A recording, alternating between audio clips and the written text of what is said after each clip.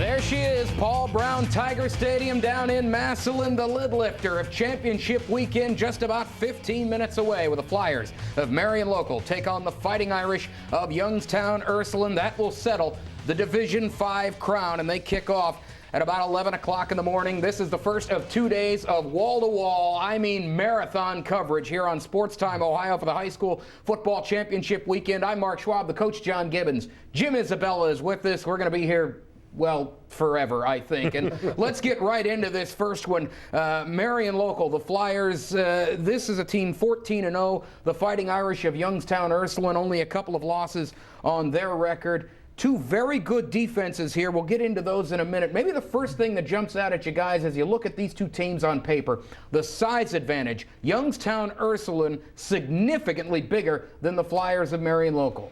Absolutely. And, you know, Coach and I, we were just talking about that, Mark. When you see the size difference, you got to say, can the Division 6 team that moved up to 5, meaning Marion Local, beat this Division 4 team that moved down to 5, which is Ursuline? And I don't know what Coach Gibbons feels, but I feel like that's the real story of this ball game. Don't you think so, Coach? You know, it can be a real key factor, and you use it to your advantage. But as we can see here, both these teams have the capability of making big plays out in space and by getting out on the perimeter and throwing the football down the field.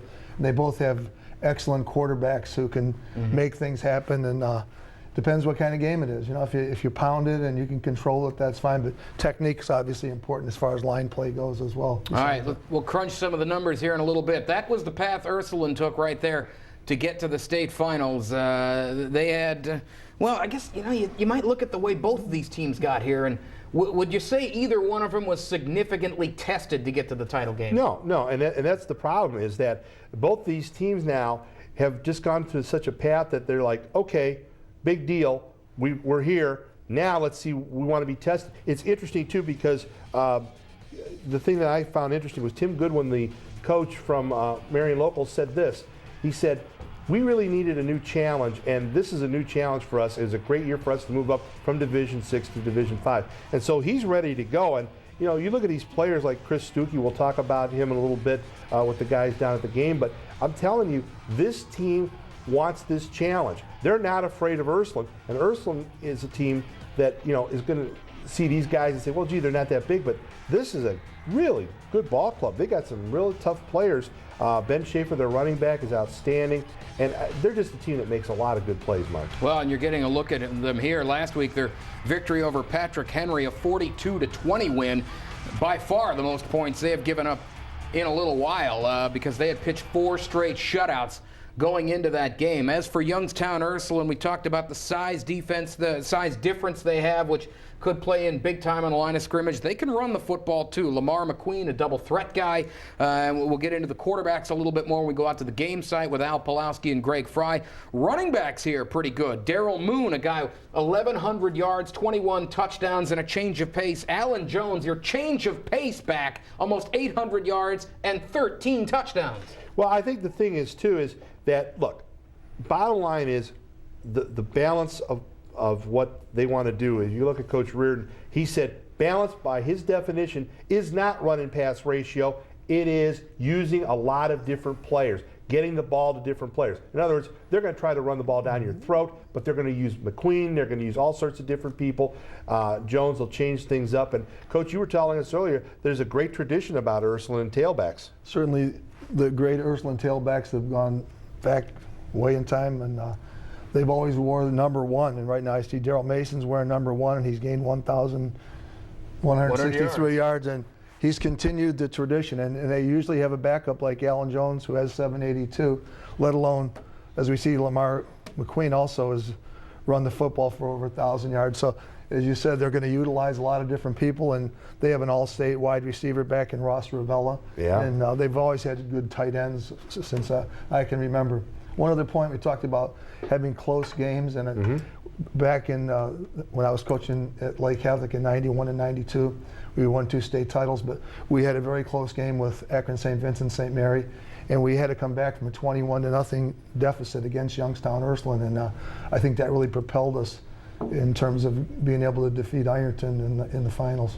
One thing I think is interesting about this game, and Jim, you touched on this in the open, This is for the Division 5 championship. Right. But this is almost a Division 6 versus a Division 4 team. Back up a year, Marion Local won the Division 6 title. Ursuline was in Division 4. Now, it just so happens that they've scaled back or went scaled up, and now they're in Division 5. But, you know, that you look at it that way, and that kind of jumps out at you. Well, the thing that happens in that is that, look, the other thing is, you look at what these teams did on the way there, you just realize that both of these are quality teams, but Ursuline, I think the advantage they have, their schedule is brutal. You look at the teams they beat and they played in the regular season, they played at Cardinal Mooney. Yeah, they lost, but you know, once you've played at Cardinal Mooney, who I think is the best team in this state, does anything else look scary after you see that? Probably not. So they've had a great schedule that has prepared them for this game, and I think that makes a big difference. All right, the first one of these, Division 5, it is out at Paul Brown's Tiger Stadium down in Massillon. We're going to go out there in a few moments, talk with Al Pulowski and Greg Fry. They will call the action. Andre Knott on the sidelines.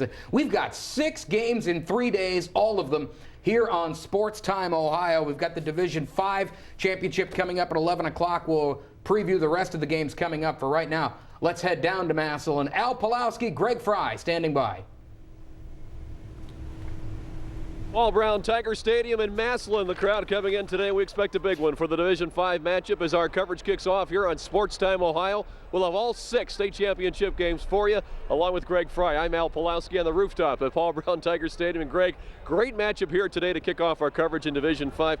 A game that we wouldn't have seen last year. That's because Youngstown Ursuline would have been in Division 4 and Marion Local would have been a Division 6 team. Well, and Marion Local is the reigning Division 6 champions. They've won 26 in a row. Very strong program. I love this matchup. I think it's a great way to start off the state playoffs in 2007. I think you have two kind of an underrated matchup. Ursuline's certainly very strong, very physical football team. And you got Marion Local on the flip side. They're just strong across the board, very balanced. And they've been here as well, so I think we're going to love this game. Well, and really, Greg, some great matchups on the field today, but let's highlight the quarterback matchup here. We have 2 outstanding quarterbacks for both teams. First of all, for Ursuline, Lamar McQueen. Here is a guy that very athletic. He can run, he can throw, really does it all. He really does. Northeast District Player of the Year, and that's for a very good reason, obviously. He can run, he can throw it nearly 1,000 yards running the football. He's got 1,200 yards passing the football. He gets it done both ways, and he's also got a couple good backs behind him to hand it off to. But typically in games like this, the quarterback has to play well, and he's going to have to step up today. And for Marion Local, they've got a pretty good one themselves, and Chris Stuckey. Here's a kid who really has had an outstanding season. He's had a great year. What I like about him is Stuckey's a 3-year starter. He led this team to a state championship in Division 6 last year. He's been there. He knows what it takes to win this football game. And when you got veteran leadership like that at the quarterback position, you could go a long way. All right, it's a typical late November day in Northeast Ohio. It's cold. The temperature hasn't reached 30 degrees. It's windy, and we'll have the Division 5 game for you coming up in about 10 minutes right here on Sports Time Ohio. Now with more on this weekend's state championship games, back to the studios in downtown Cleveland. Here's Mark Schwab. Thanks, Al. I hope those guys get some kind of a seatbelt mechanism up there. You're up on that roof at Paul Brown Tiger Stadium. That first step's a Lulu, as Bugs Bunny used to say. All right, that is the lid lifter. That's at 11 o'clock. We've got 2 more games today, then 3 tomorrow. Here's what they're looking like. Later on today, this is at 3 o'clock. It's Big Walnut from Sunbury County taking on Licking Valley of Newark, a battle of Central Ohio, these counties right next to each other. And later on at 7 o'clock, the Division II title game, Louisville and Cincinnati Anderson.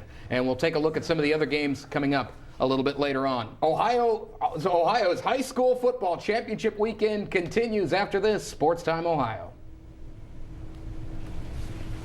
What you watching? My network. Your network? With Time Warner Cable's on demand, I've got thousands of shows and movies I can watch whenever. It's Tom TV. Is my cooking show on Tom TV? No, but you can record it on the DVR and watch it later on Amy TV. Call today to get Your Name Here TV. Call Time Warner Cable today to experience the best of digital cable. Another great service delivered over Time Warner Cable's advanced fiber network. Tell them what we think about Pittsburgh.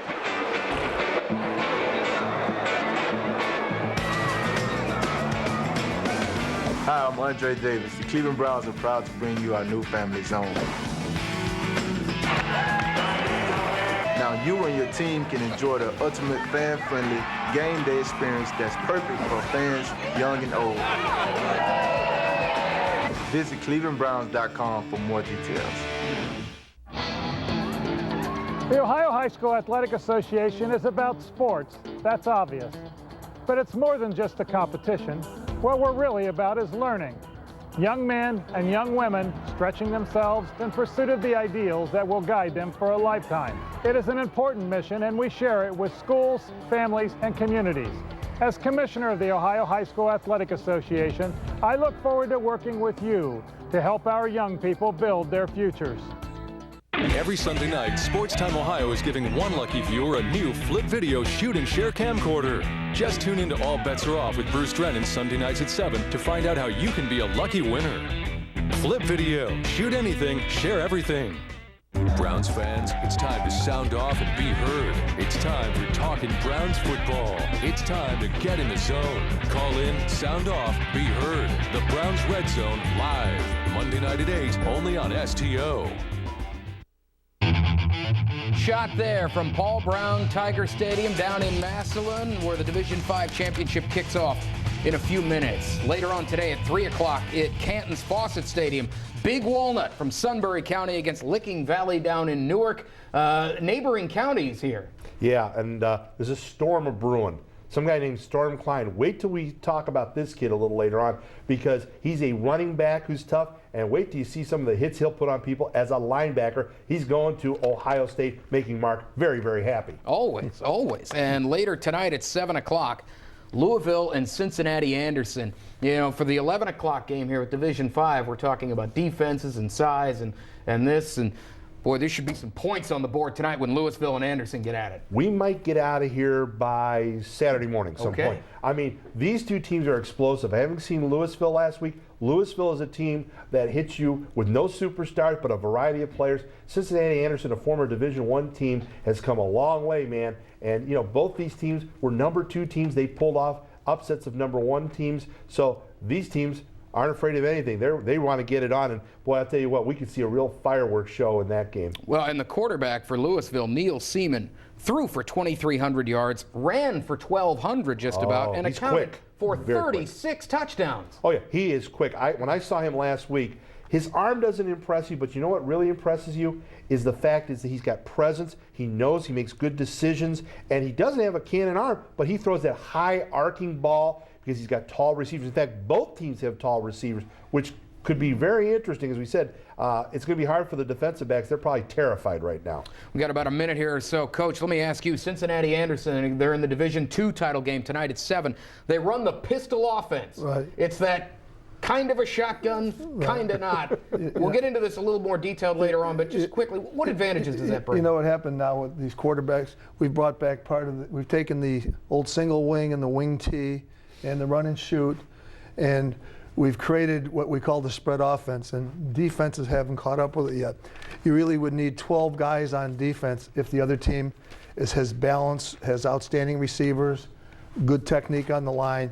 The defenses are behind, and that's why you're seeing these offenses roll up and down the field the way they are, because the defense is short a guy. You know, and whether it was back in Cleveland here, back when I played, Frank Solich was back in the shotgun in the single wing with Carl Falavine, but it was the same thing. Worley was the fullback, Cahuth and O'Donnell were the wing and blocks, and Mickey Fiorentina was the wide receiver, and we had a heck of a time trying to stop it back then. And it's just old football blended into a modern version of it, and it's making the games exciting, but it's a nightmare for defensive coordinators. Yeah, it creates lots of mismatches, right? No doubt about it. And it's a copycat mentality. They do it, that works, let me try it over here, and then all of a sudden the next guy and the next guy's doing it. That's 7 o'clock tonight, the Division II title between Louisville and Anderson High School down in Cincinnati. Again, the 3 o'clock game is the Division III championship right here. All these on Sports Time Ohio all weekend long. Big Walnut from Sunbury County against Licking Valley and Newark. And the one coming up in just a few minutes, the Flyers of Marion Local, unbeaten, 14-0 on the year. They take on the Fighting Irish of Youngstown Ursuline, finished it with a 12-2 tally. Al Pulowski, Greg Fry, and Andre Knott will have all the action for you coming up in just a minute. We'll see you at halftime.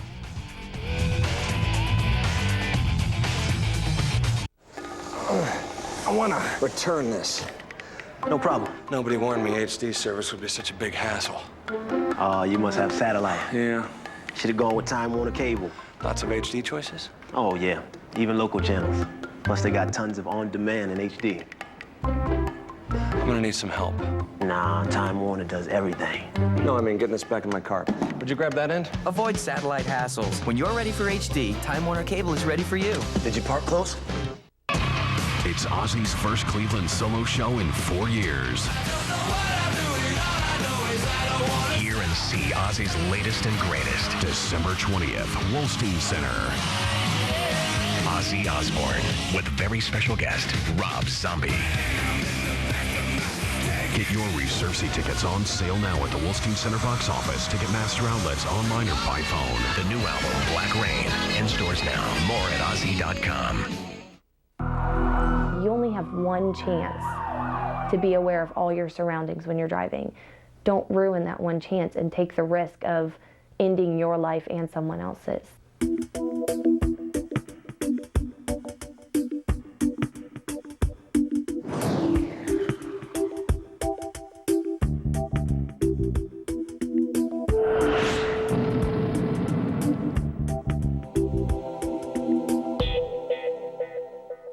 Viking fans, there'll be a whole lot of shaking going on at the Wolstein Center on December 8th when CSU hosts Horizon League rival Youngstown State. Be one of the first 1,000 fans in attendance and receive a bobblehead of the new Viking mascot.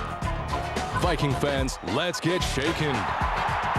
Viking Bobblehead Night, Saturday, December 8th at 5 p.m. Tickets start at just $8. Visit CSUVikings.com or call 216-687-4848 for more information. The following is a special presentation of Sports Time Ohio.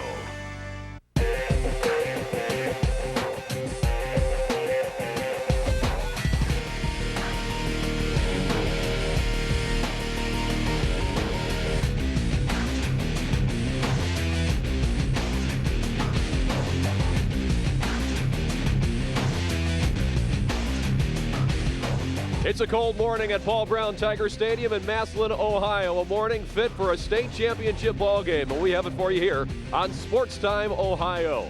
Thanks for taking us along for the Division 5 state title game today. Once again, along with Greg Fry, I'm Al Pulowski. We appreciate you being here for this one, a very exciting matchup. We have a defending state champ from Division 6 moving up to Division 5 in Marion Local against Youngstown Ursuline, a team that was in Division 4 last year, now here in the Division 5 state title game. And Greg, when you look at these two teams, what are the keys for a state championship today? Well, number one, you got to win the battle of the trenches. Both teams like to run the football. They want to control the line of scrimmage. Obviously, that's important for both teams. Number two, certainly experience. Marion Local won Division 6 last year. They've been here. A lot of their kids have played. They know what it takes to win a state championship. That's important. For Ursuline, they played here in week 4 versus Massillon. They're in the same locker room, same conditions. They're comfortable with it, so that may be a factor for them as well. And certainly, last but not least, is field position. Always important in games like this. It's a little bit windy. I would say on the roof, it's about a 3-club wind. Down there, it's about a 2-club wind, about 21 miles an hour. It's a factor. It'll be a factor in special teams to certainly control the football. So whatever team can handle those conditions better, I think we'll win the game. All right, the third member of our broadcast crew will be handling those weather conditions. That's Andre Knott. Let's go down to the field now. Andre, what do you have for us? Thanks, guys. Coach Reardon, big game for obviously your school and the community. What's one of the goals for this game for you and this team? Well, obviously to win the game. And it's an understatement to say it's a big game. I mean, this is something our kids have worked hard for.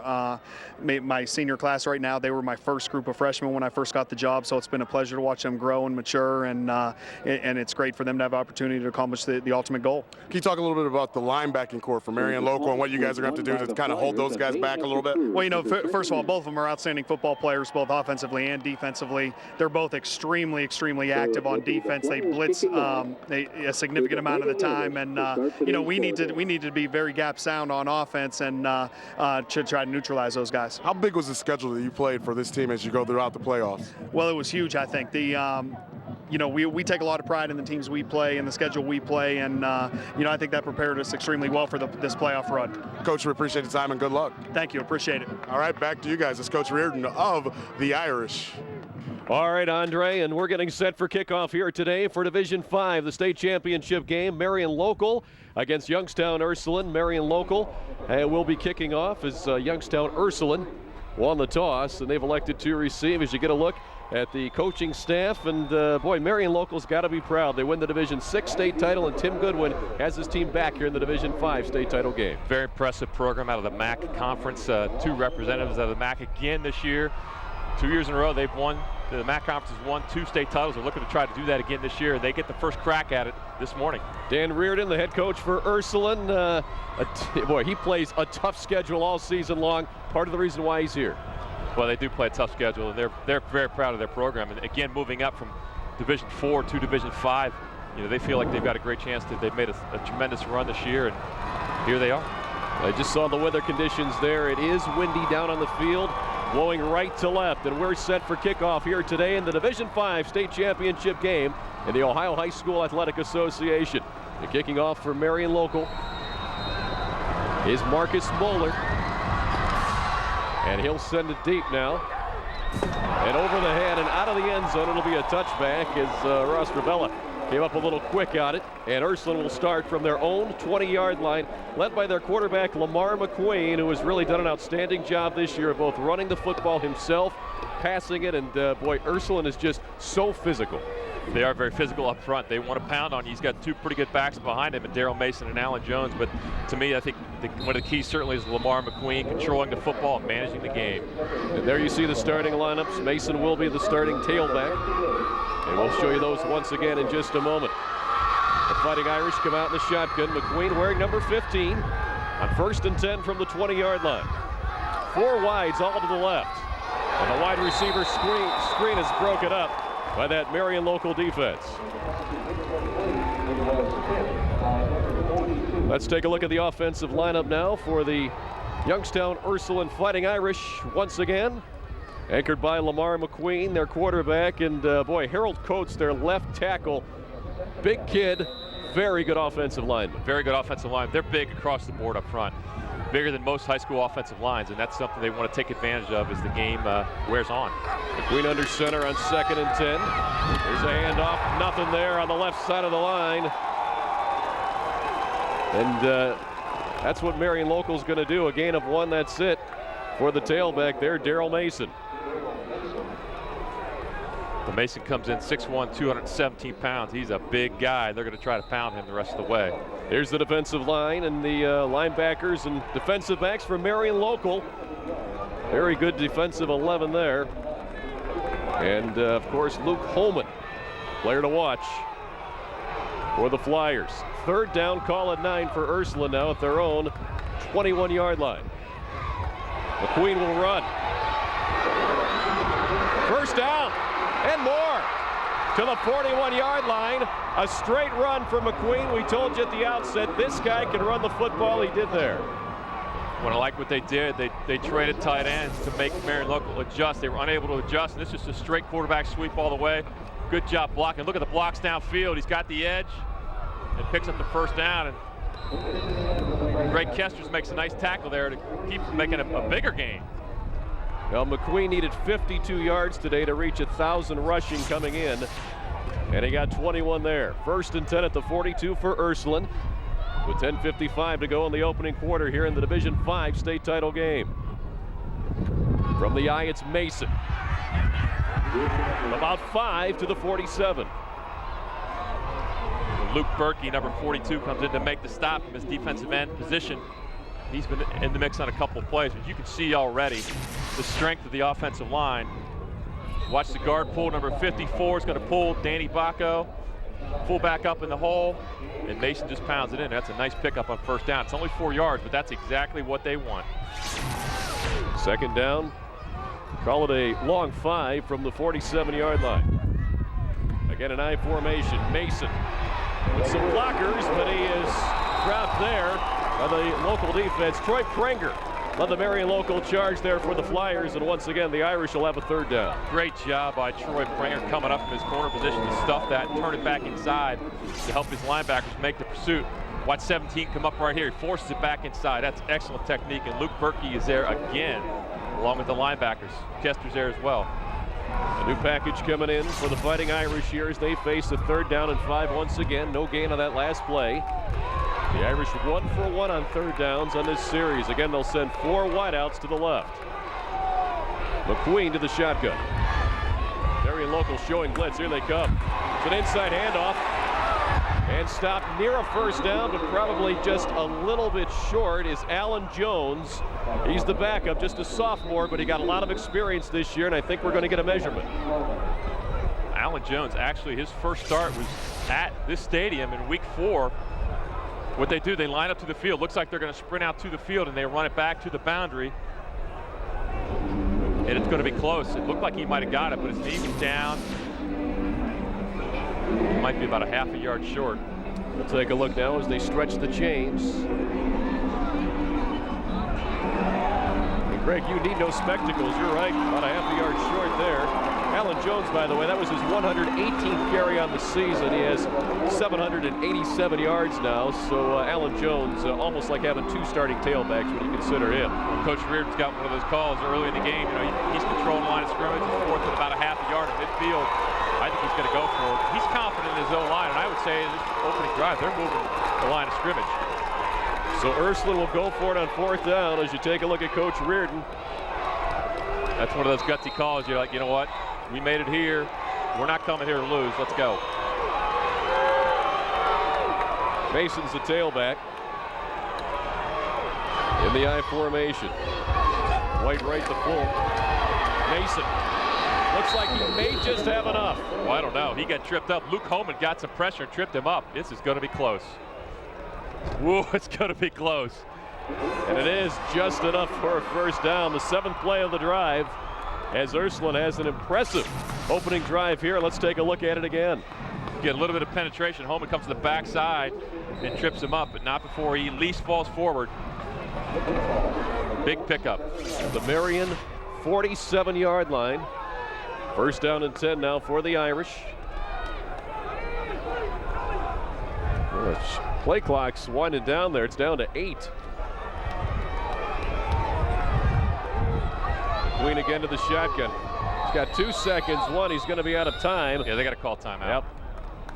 And the Irish will spend their first time out of the game here at the 8:35 mark of the first quarter. No score. Ursuline, Marion Local.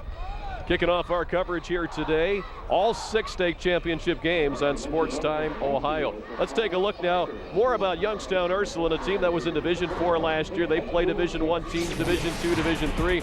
It really doesn't matter. A great record this year, 12-2, and 492 students, just enough to get down to Division 5. And they weren't sure earlier this year. They weren't sure if they would be Division 4 or Division 5. I think they were a little bit disappointed because Mooney's a big matchup for them, and they certainly wanted their crack at Mooney. But, you know, they end up going down to Division 5 and played a very difficult schedule, but here they are and had a great run this year.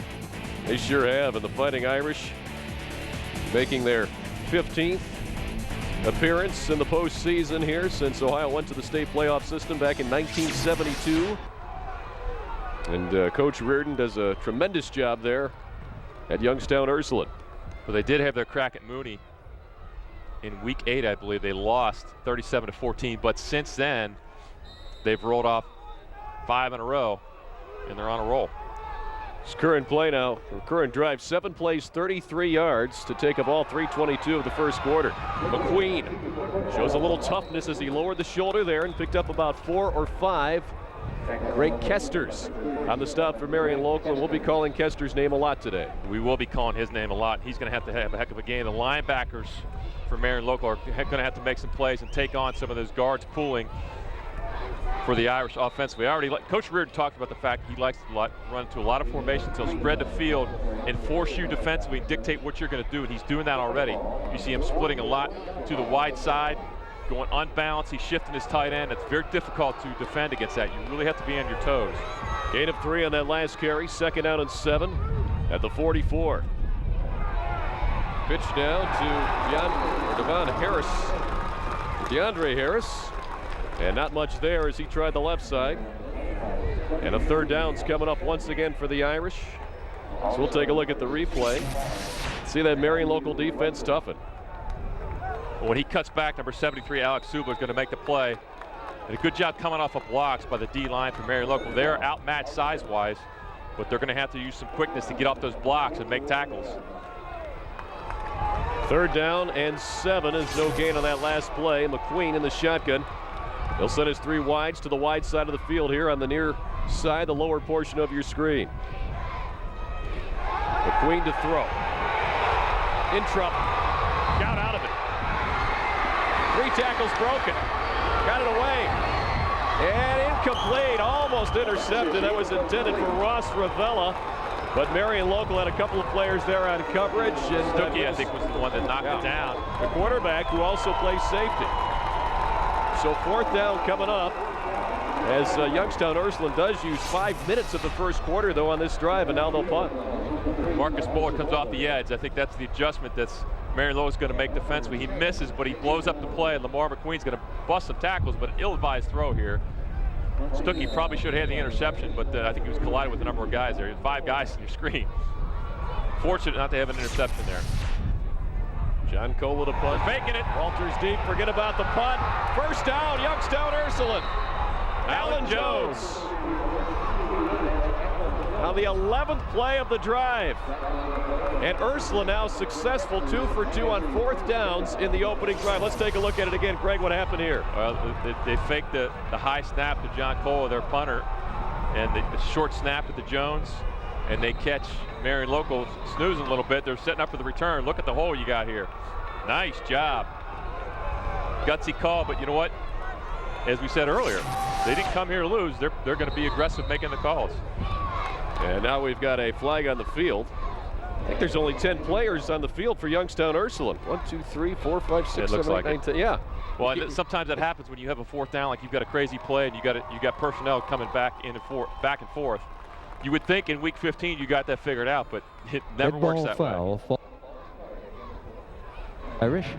Dead ball, encroachment on the offense, first down. All right, let's go down to the field now. Andre Knott. You know, some of the aggressiveness that you may see from this Youngstown Ursuline team may be for the fact that both of these teams last week, before they came here, were down early. Neither team wants to get behind early, and you see Coach Reardon coming out aggressive with that fake punt. That's a great point, Andre, and as you talked about too, Greg, you're here to win. Show the aggression to begin with. This is McQueen. They'll get to the 36-yard line. Got the 5 back that Youngstown Ursuline lost on the penalty. It'll be 2nd down and about 10 coming up. How much does this take out of a defense here, a drive like this? Well, it does, but I think their attitude today is going to be bend but don't break. I think Ursuline's going to move the ball, running the football, but if you're Marion Local, you want to hold them to field goals or try to get a turnover on downs. But I'm impressed with the Ursuline running game. They give you a lot of looks, but their running game's very basic. That was the counter trey. We've seen the day play. We've seen toss sweep. They're just physical. It's the 14th play of the drive, covering 44 yards thus far. Jones ran into a crowd at the 32, but a nice gain. And Fort Camp once again there for Marion Local, as were a host of other tacklers. Brian Schulte there as well. Well, Coach Reardon is doing exactly what he wants to do. They're picking up 4 or 5 yards of crack. It's 3rd down again.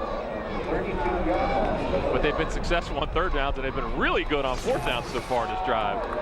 You saw number 13 for Marion Local on that last play. That's Stuckey, their quarterback. 3rd down and 6 from the 32. McQueen to Jones, and not through it all that time was Alex Sudler. Sudler and Bertke got penetration. Blew it up. And they're into the win. I definitely don't expect a field goal at this point on the 33. They're going to bring their punt unit back out, and John Cola. Stuckey is the man going deep. From the 33, 4th and 7. Well, if you faked it back at the 46, do you fake it at the 33? It'd really be a surprise here, but Local's in a punt safe. Don't expect it. Stuckey says fair catch, and he makes it at the 14-yard line. That's where Marion Local will take over on offense for the first time this morning. We'll take a timeout and come back with that right after this. You're watching the Division 5 State Championship game right here on Sports Time Ohio. Congratulations, CC Sabathia. Your 19 wins and 3.21 ERA brought home the Cy Young Award for only the 2nd time in Cleveland history. It's another great win like you thrilled us with all season long on Sports Time Ohio. Congratulations, CC. Thanks, everybody. This is the city of Cleveland. I don't really know what to say until we keep having fun.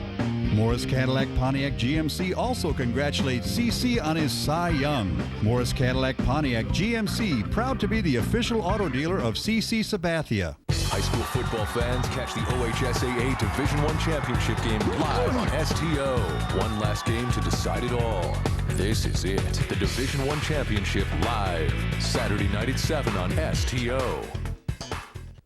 Ohio sports fans catch the High School Sports Insider. Host Dave Bacon and Bill Baranke serve up the latest highlights and athlete spotlights. The latest news and interviews from the world of high school athletics. The High School Sports Insider, Monday night at 7:30, only on STO. Back here at the State Championship Division 5, kicking off 6 state championship games here on Sports Time Ohio. It's brought to you by Time Warner Cable.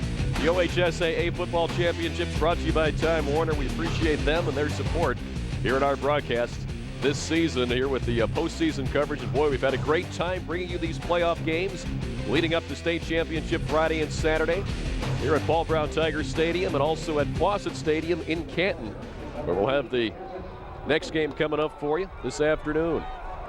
Stuckey, the quarterback for Marion Local. Their first offensive play comes to the 4:25 mark of the first quarter. And Stuckey's going to the air. And he overshoots his receiver up at the 25-yard line. That was his tight end looking for, well, Jason Walters, number 7, was open. I think he overthrew the tight end, Tyler Obringer, but Jason Walters was wide open downfield. He might have had a touchdown. He was. They might come back to that play later as we take a look at the Marion Local offensive starters. We talked about Chris Stuckey, the quarterback in the open, and he's got some weapons there. Ben Schaefer, very good running back. Bowman also a good fullback. There's a draw play. And there's room. Stop near a first down is Ben Schaefer. Schaefer this year, 1,300 yards coming into today, 28 touchdowns, and he's got 10. And a first down for the Marion Local Flyers. Well, we talk about Stuckey and how solid he is, but Ben Schaefer had over 100 yards last year in the D6 final. He was filling in. Very strong running back, 6'1", 185, having a great year. Come out with the I formation again here on 1st and 10 at the 24. And the fullback this time, Holman, ran right into a brick wall. Whoa. And let's check out the defensive lineman.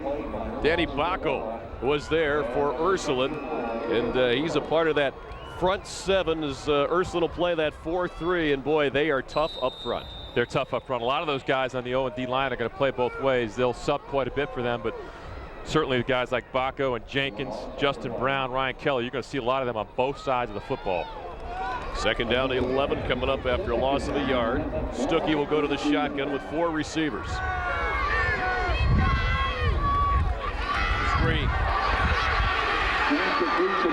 Nice effort there individually by Marcus Moeller, who caught the screen pass and took it up to the 29-yard line. And it'll be 3rd down and about 5 coming up. Teams like to do that now because you put a corner on an island. He's got to come up and make the play.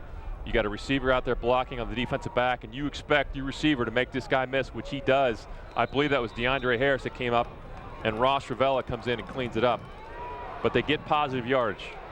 First 3rd down attempt of the morning for Marion Local. From just inside their own 30. They need to get it just inside their own 35. From the eye. Stuckey to throw. And a little high, intercepted at the 40-yard line. That's picked off by Justin Austin, the defensive back for Ursuline, after the ball was tipped by Moeller, the intended target. It was a high throw by Stuckey. And to me, this play is made by the linebacker. I'm going to try to pick out who it was, but he got underneath this throw and forced Stuckey to throw it high. You can see the linebacker underneath, the ball's tipped, and he almost makes the play. So a great play there by Justin Austin to come up with that. Watch it again.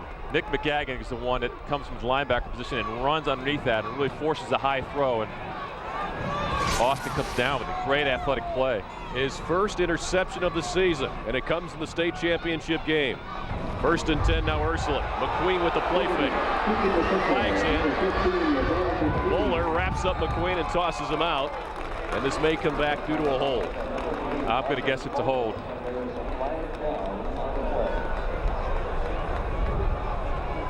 We'll get the call now from the officiating crew here today.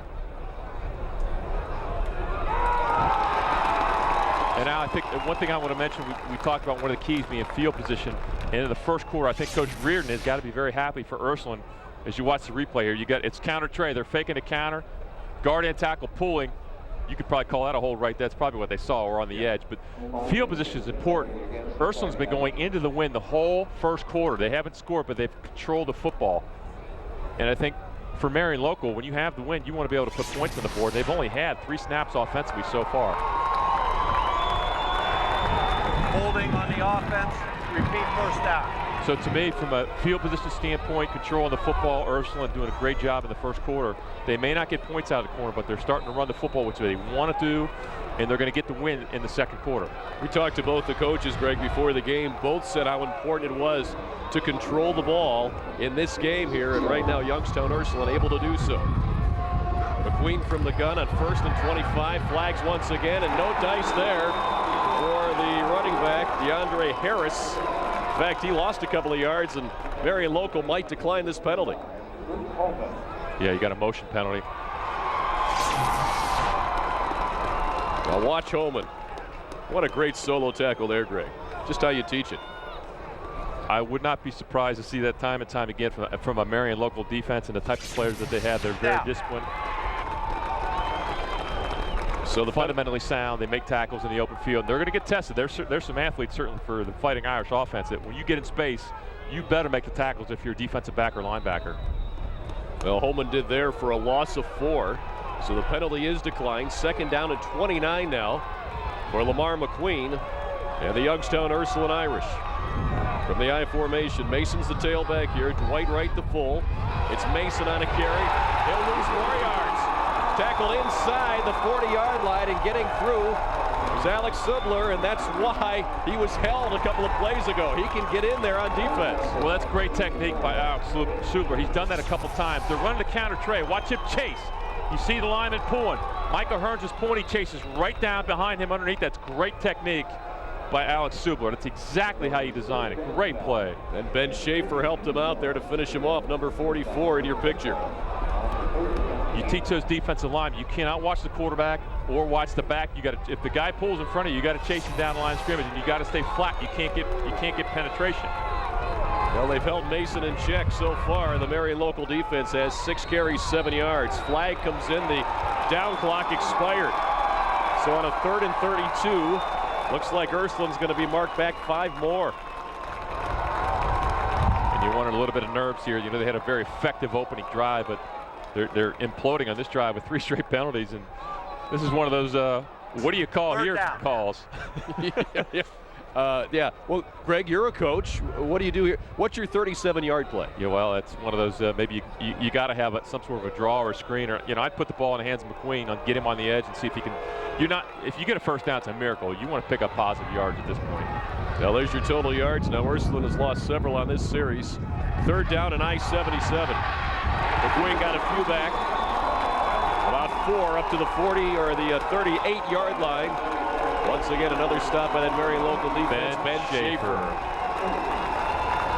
So 4th down, and Ursuline will punt here with John Cole. I think it's safe to say he actually will punt this time on 4th down and 34 to go. Well, he will, and with a minute 45 and the clock ticking, Marion Local is going to get some field position.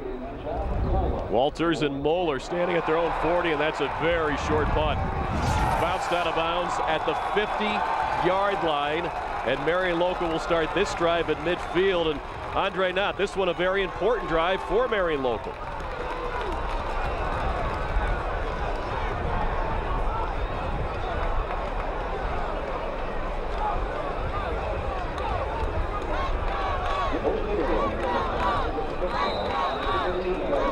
Marion Local still has the win going their way, and they may be able to get the ball downfield when they can still play with this win. All right, Andre, just a 13-yard punt. 1st and 10 from midfield for the Flyers.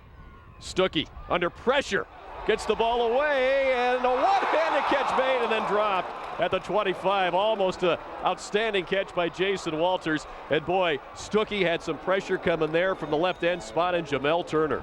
Well, they're just trying to throw the bait. I think Andre made a great point. You got the win at your back. I would take a shot here as well. Boy, that's three-step protection. The back missed there, but that ball's pretty well thrown. Jason Walters almost comes up with it. Boy, that was awfully close to one of the best catches you'll see.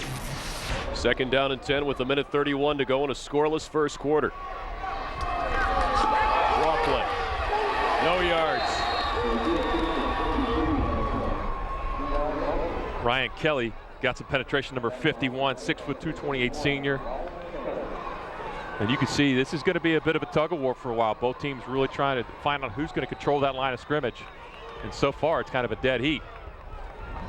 3rd down and 10 coming up for the Flyers from midfield. That's where they started this drive, and they haven't moved the ball. Trips to the left.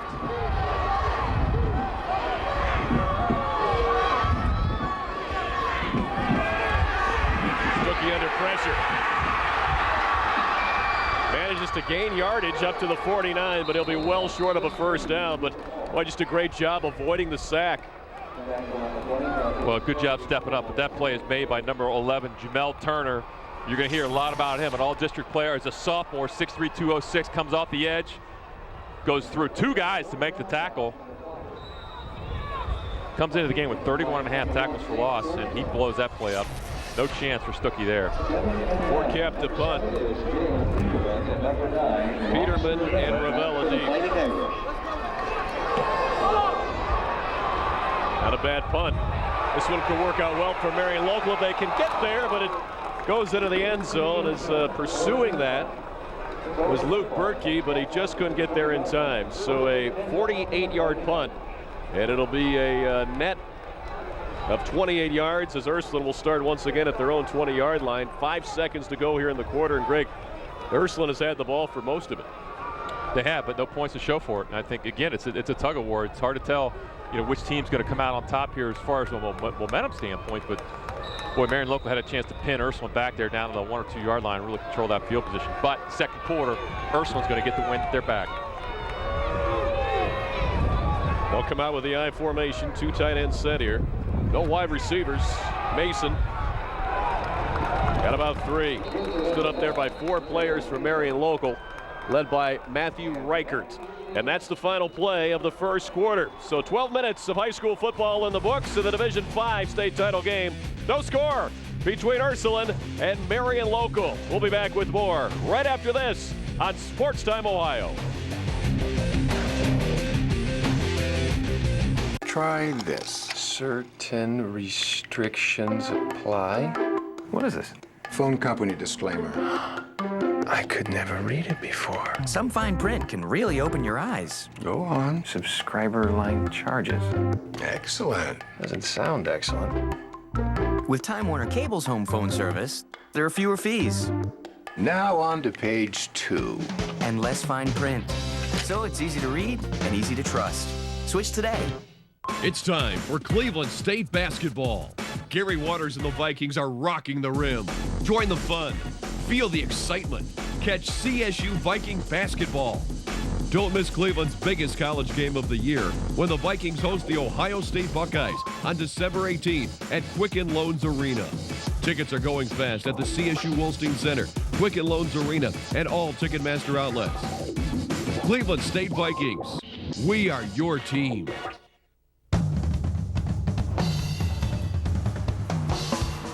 Now he's flushed to the right. Look to the corner. What a catch! Kick on the way, and it's good! He's down the sideline. I think he's gonna go. He's to the 20. Drive back, throwing right. Caught. Touchdown! What an effort today. No. It's the Division 5 state championship game here on Sports Time Ohio. Would you like to watch it again? We'll look for this game and other high school football playoff and state championship games only on Time Warner Cable Local On Demand. You can pause, fast forward, rewind, and even do instant replays. Local On Demand is free with Time Warner Digital Cable.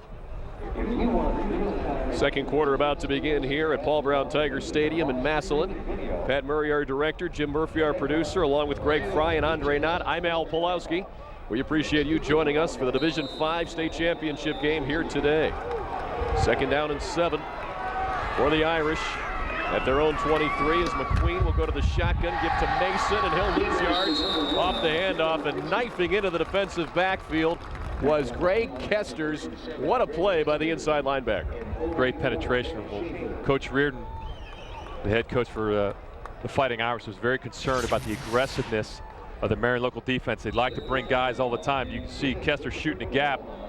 He's just reading the guard pull, and he's reading the fullback, and he comes up from the backside and blows it up. Very good penetration. And we've seen a number of guys so far, the Marion Local defense, do that already. Alex Sugler's doing that. Schaefer did it. Bertke's doing it. Phil Fry made a play. 9 carries, 14 yards for Mason today. Third down and 6 for Ursuline. McQueen will throw with play action. Has a receiver wide open. It's caught. There he goes. Peterman to the 20. Touchdown. Youngstown Ursuline on the board first to the Division 5 state championship game. Dale Peterman. Boy, a great throw by Lamar McQueen. And we talked about the wind. The minute they get the wind at their back, they go play action, hit the post over top. And I just talked about the aggressiveness of the Marion Local defense. And, well, they got a little too over-aggressive, and, boy, he ran right by the defensive back. 76 yards, McQueen to Peterman. Watch it again. You see play action, you see the linebacker step up, and what a great throw. And Peterman does a great job adjusting to the football. Difficult catch with this wind. And from there, he knows what to do with it. So Dale Peterman with 6. And now on to attempt the extra point is Michael Metzinger. And that is through. Metzinger now 50 of 55 on points after touchdown this year. As you get a look at Dale Peterman, you're making that catch and run. And yeah, pretty good ball by the quarterback McQueen here, Greg. Well, that's a great ball, and he beats Marcus Moeller, who's a pretty good defensive back, has 7 picks on the year. But that just shows you what speed can do off of play action. And I'm sure Coach Reardon at some point wanted to go play action, hit the post, and boy, he's 1 for 1. They hit it. That drive, 3 plays, 80 yards in 56 seconds for Ursuline. 76-yard pass, McQueen to Peterman. Extra point good, and Ursuline has a 7-0 lead here early in the second quarter. And Lamar McQueen through the air now is approaching 100 yards, but on the ground, he's had 5 carries for 28 yards. He's their leading rusher too. So what we told you at the outset, McQueen really is the engine that makes that offense go for Youngstown Ursuline. Well, I think if Coach Reardon had a plan, it would be to stretch the field with Lamar McQueen and continue to run Daryl Mason and Alan Jones. But I think ultimately in the fourth quarter, he wants to give the ball to Daryl Mason. I think McQueen is kind of the setup guy throughout the game. And I mean, not that he's not making plays, because he certainly is. But I think ultimately they want to get the ball to Daryl Mason in the fourth quarter, continue to pound with him because he's such a bigger back. Metzinger now to kick. Kramer deep for Marion Local. Short kick. This will be the right return. Oh, look at this seam. Got a big seam. To the 40-yard line. That was Ben Smith on the return. And Marion Local will have outstanding field position here. Ben Smith, only a sophomore, but doing a great job on kick returns. But this is all about the setup and the blocking. You heard me say, look at the seam, look at the blocks here, look at the gaping hole. Nobody near him. That's just tremendous execution. And Ben Smith gets him all the way to the 38-yard line. 1st and 10 for Marion Local there. Big hole. About 9 yards for Ben Schaefer. He'll be the workhorse today for Marion Local. Boy, when you get a return like that from Smith, that really gets your offense right back in gear. Well, I was curious to see how Marion Local would respond. And I go back to last week against Patrick Henry. They trailed a couple times in that game, especially they trailed early in the third quarter. This team knows how to come back from adversity, and this is an important drive for them. And so far, they've bounced right back. Now Ben Smith in the backfield in the tailback position. Option. Stuckey picks his way down to the 25. 1st down for Marion Local. Smart play there by the quarterback. Very smart play. Just running the option to the wide side of the field. He sees the seam. He gets positive yardage. And I go back to, this team is a veteran team. They might trail in this game. They're not going to be intimidated. Now they're the reigning Division 6 state champions here, playing in the Division 5 game. And So much offense for Marion Local, so diverse. They can run the I, they'll run the option, they'll have pocket passes, they'll do rollouts. Really a wide array. 1st and 10 from the 25. Smith to the 21. Well, that's their version of the counter, Trey. And actually, Ben Smith doesn't follow his blockers, but he still gets positive yards. He's going to pick up about 5.5. But they're pushing the line of scrimmage as well. You know, they may not be as big, but he's got some pretty good guys up front. And Andre Nunn is a special guest for us down on the field. Andre. Hi, we're with Henry Zaborniak. Henry, how are you today? A lot of people don't know how OHSAA goes about selecting sites after the first round of the playoffs. How does that happen? Well, we get applications from schools that want to host games, and then we try to match up sites with prospective schools that are going to play. So we try to keep people as close to home as possible with a site that's midway between the schools. Good facilities, good field, good seating, and a good press box. A lot of fans want to know, or a lot of fans that are watching, they get into officiating. Everyone is an official at some point in time in their life. How could guys want to, if they want to get, or girls, if they want to get involved in officiating, how could they get involved? Well, they're right today. There's about 8,000 officials up in the stands. But all that we need to do is get them to fill out an application, get them involved in a class. There's a 30-hour training class. When they're finished, they'll do junior and high and freshman games. A couple years later, they can start working varsity. We'd love to have them in any sport they're interested in officiating. Henry, we appreciate the time. Enjoy this game and get out of this weather. Ooh, it's a great day. Back up to you guys up top. All right, gentlemen. 2nd down and 1 after the offsides. Stuckey to the air. 1st down. No, dropped to the 10-yard line. He would have had enough for a 1st down. Tyler Obringer had it right there in the breadbasket, but couldn't haul it in. Well, what I'm seeing is Stuckey's got some open receivers. He's got time to throw it. He tries to throw the arrow route to Tyler Obringer, and he's got Marcus Muller, I believe, running a post. And he was open again, but that ball's got to be caught by Obringer. 3rd down and 1 at the 16-yard line. I would say, when you talk about the balance for Marion Local, that's the one thing. They can throw the football quite well. Schaefer's the tailback here, Holman in front. It's Schaefer. He didn't get there. Stopped, it appears, about a foot short of the 1st down. Great play by Youngstown Ursuline's Danny Bacco, who just knifed in there and bear hugged Schaefer. Pressure again by Bacco and Ryan Kelly coming through and stuffed that play. Nothing doing. Well, nothing Schaefer could do there. 4th down. Marion Local down by 7 will go for it. From inside the 16-yard line. They need about a foot. Schaefer again the tail. Holman in front. Schaefer. Outside, 1st down to the 12-yard line. Great job by the right side of that offensive line, creating a hole, which isn't easy to do against this Ursuline defense. No, and I like the call. They try to go up straight upfield on 3rd down. Going to get the edge here, just gap down and kick out the fullback. The key block there is Luke Holman, number 25. He kicks out and gives enough of seam for Schaefer to get the 1st down.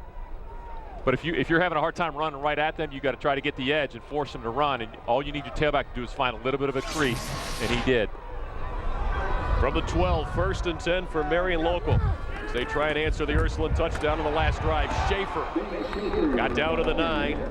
He had a seam there for a moment, but a nice job from behind once again by Bacco making the tackle. He did, but not before they pick up a couple yards. I think that's been the most successful play so far for Marion Local, is that counter tray. They fake it one way. You got guard tackle pulling up in the hole, and Ben Schaefer's had a couple seams there. They're going to come back to that play.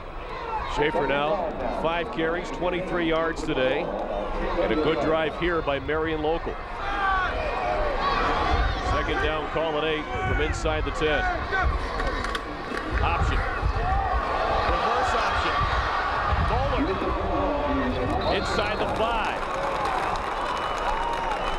So about 5 yards on the carry. Marion Local not shy about pulling out some tricks. You know, again, we were talking with the coaching staff for Marion Local, and Tim Goodwin told us, you know, guys, today we might have to try a few tricks to keep us in this ball game. Here's one of them. Marcus Muller's a great athlete. You want to get the ball in his hands. He had a big play last week with an interception and returned it 60 yards for a touchdown, a key play in the 4th quarter. He got burned a little bit ago, but he's going to bounce back and almost gets to the end zone. That's great individual effort to get all the way down to the 5-yard line. Marion is 0 for 2 on third downs here in the first half. 3rd and 3 at the 5. Schaefer, nothing there. He might lose a half a yard. That Ursuline defense now just appears to be keying on Schaefer, and why not? He's the workhorse. I believe that was McGagan that came in, number 31, his linebacker position. They tried running that counter trey, but it's difficult when you got so many guys in the box like Ursuline does. And now you got a 4th and about 3. A lot more difficult than 4th and 1. I think Coach Goodwin's going to give this some thought. I think he's going to run the clock out and take a timeout and think about it, Al. I think when he thinks about a field goal, probably makes the most sense here. So they will call timeout. Marion Local, that's their first of the first half. It comes at the 6:10 mark of the first half. 7-0 Ursuline in the lead. And let's take a look now at Marion Local, the defending Division 6 state champions. They can't defend that this year because now they're in Division 5. They've won 25 straight games, 14-0 this year, and really this decade a force to be reckoned with. Tremendous program. The MAC Conference, I've grown to really respect the MAC Conference and what they do. And you see the Flyers 14-0 this year. And you look at what they've done in the playoffs the last couple of years, Al. They've just really stomped on everybody in the playoffs 2 years in a row. Even though they moved to Division 5 this year, it really has not affected them. 3 shutouts in the playoffs and a big win last week. Really huge second half against Patrick Henry. They won that 4th quarter 21-0 to pull away from a game that they trailed 20-14 early in the 3rd quarter. Just a very impressive program. Marion Local 1 for 1 on 4th downs. Remember, Schaefer ran for the first down on this drive. Now they face a 4th down and 3 from just outside the Youngstown Ursuline 5-yard line. And now I fully would expect some sort of a sprint out or play action here. I just don't think you can ram it right at Ursuline right now the way they're playing on the defensive line. Holman's the only setback. In motion to the right is Walters. All 3 receivers to the right. Stuckey to throw. End zone. Walters deflected away. A great play by the Ursuline defensive back there, Nicholas McGagan. Oh my, he stopped a touchdown for sure to Walters. Walters was open. McGagan jumped right in front of it. Boy, I tell you what, he got a hand on it. If he would have been able to catch his feet and hang on to the ball, he would have returned it all the way for a touchdown the other way. But boy, pretty good throw by Stuckey. But that's just a tremendous individual defensive effort there. Look at, he gets his hand on the ball, barely. What a great play. Well, they had the man-for-man coverage they wanted. They did. Great individual effort. So McGagan with the first big defensive play of the game for Youngstown Ursuline. And now the Irish starting at their own 5. Mason, nothing. So he tried to go behind the right side of that line, and he was grabbed there by Kevin Schlarman. Well, everyone, as a coach, I question why Coach Goodwin did not kick a field goal there, but they really don't kick a lot of field goals. Dan Fortcamp is only 4-6 on the year, and I think into the win maybe felt like, we're going to get back down there. I want to take the chance and go for it. I have very much confidence in our defense, and we'll be back here. And if they can hold them here defensively, they'll get the ball right back. McQueen comes out in the I formation. Jones in a tailback. They'll give it to the full. First carry of the game. He fumbles. And it's recovered by Youngstown Ursuline. That was Dwight Wright with his first carry of the game. And it was recovered by Harold Coates, the big offensive lineman for the Fighting Irish. That could have been devastating if they lose the ball there. Very much so. Harold Coates, very fortunate to get this football. Stripped away at the end. You can see it's come out. And Coates gets on it. Well, there's a blue shirt there, too. And now they're saying no fumble. He was down by contact anyhow. But well, you don't know that down on the field. The Coates did the alert thing. 3rd down 7 now at the 8-yard line. No wide receivers here. But McQueen will throw out of the rollout. Or will he keep? He'll throw, and a receiver threw it behind him, and it's incomplete. That was Dwayne Thomas, the intended target. He was open, but it goes incomplete, and now the Irish have to punt from their own end zone. Al, I learned with fullbacks, you better put it right on the money. It's a very catchable ball. And from an ex-quarterback, I would say you got to make this catch. But at the fullback, it's a cold day. Did you have Von Broadnax, or was that a little before you? I had George Cooper. Scotty Cooper, Graham. yes. Scotty Graham would have made that catch. Coop would have made that catch too. But that's a tough one. You make him turn around. You saw Walters deep there. And a drop, snap, and a block punt. Loose in the end zone. Marion Local has it. Touchdown. So John Cola's punt was dropped. And it was recovered by Kerry Roberts in the end zone for Marion Local. And now the Flyers an extra point away from tying it up.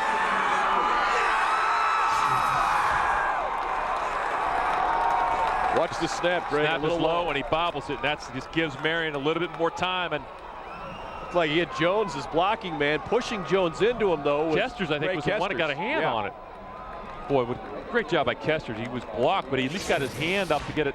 And it was a little low kick. You never know. Fort Camp on to attempt the extra point to tie it up. Good snap and hold. Kick is up and right through. We're tied at 7 in the Division 5 state championship game.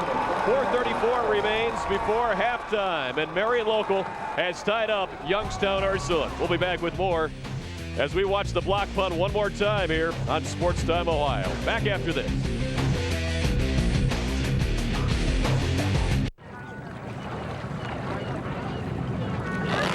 You know how it can be when you fly out of that big airport on vacation. Those long lines, the crowds, and confusion. They can get you so uptight. It takes a day or two just to calm down. So next time, fly out of the Akron-Canton Airport. A better way to go. Visit our website and learn about all the ways we can help your next vacation get off to a more relaxing start. Indians fans, the Hot Stove League is heating up. Catch a special Tribe report from Nashville, where Matt Underwood and Brian Anderson bring you the latest news from baseball's winter meetings. The Tribe Report, Monday night at 10, only on STO. Every Sunday night, Sports Time Ohio is giving one lucky viewer a new Flip Video Shoot and Share camcorder. Just tune in to All Bets Are Off with Bruce Drennan Sunday nights at 7 to find out how you can be a lucky winner. Flip Video. Shoot anything, share everything. Marion Local ties Ursuline on this block punt right here. Getting the block punt was Greg Kesters, and the recovery was Dustin Heitkamp. So Heitkamp with the touchdown for Marion Local. And it's a 7-7 ball game here at Paul Brown Tiger Stadium. I said, how will Marion Local respond? They've controlled the line of scrimmage and controlled field position for the last 3 minutes of the second quarter. Responded to the big touchdown pass from Dale Peterman. They block a punt. They're back in at 7-7. Moeller to kick off. Harris and Ravella deep for Youngstown Ursuline. Harris at the 29-yard line. That's where Ursuline will take over with the wind to their back. 4:30 remains here in the first half. 7-7 ball game. Greg, we expected a tight one. Both coaches talked about the importance of big plays. Both teams have made one, and we're even. It's what you would expect. It really, I mean, it's a great way. I'm so excited about this game because I think this is the perfect matchup for the first game of 6 in a row. And so far, it's been a tremendous tug of war with both teams slugging it out. Well, state championship weekend so special in the state of Ohio with the 6 divisions. 3 games on Friday, 3 on Saturday. There's Mason for the Fighting Irish. He got no gain. Well, that defense for Marion Local, and they have 3 or 4 players around the ball. Greg Kesters led the charge there, but they're showing no signs of wearing down at all here, at least in the first half. Well, Luke Holman blows this one up. You can see the guard pull. Luke Holman beats the guard to the pull. And to me, that's a tremendous job by the coaching staff for Marion Local, scouting what Ursuline does. They're overloading to the field. They're anticipating where the ball is going to go, and Luke Holman literally beat the guard on the pull. You don't see that every day. That's great coaching. Second down and 10 at the 29. Play action for McQueen. Over the middle. Play by Stuckey to break it up. As Jamel Turner was running a post, and if Stuckey doesn't get an arm up, that easily could have been another 6 for the Fighting Irish. Well, they'd go up top of the post again, and you're right. Stuckey makes the play, and I would expect that out of Stuckey. Good job setting up by McQueen, and really the ball's on the money. Great effort. Yeah, good ball. Look at that. Required an outstanding effort by Stuckey, the starting quarterback and safety for Marion Local. 3rd down and 10.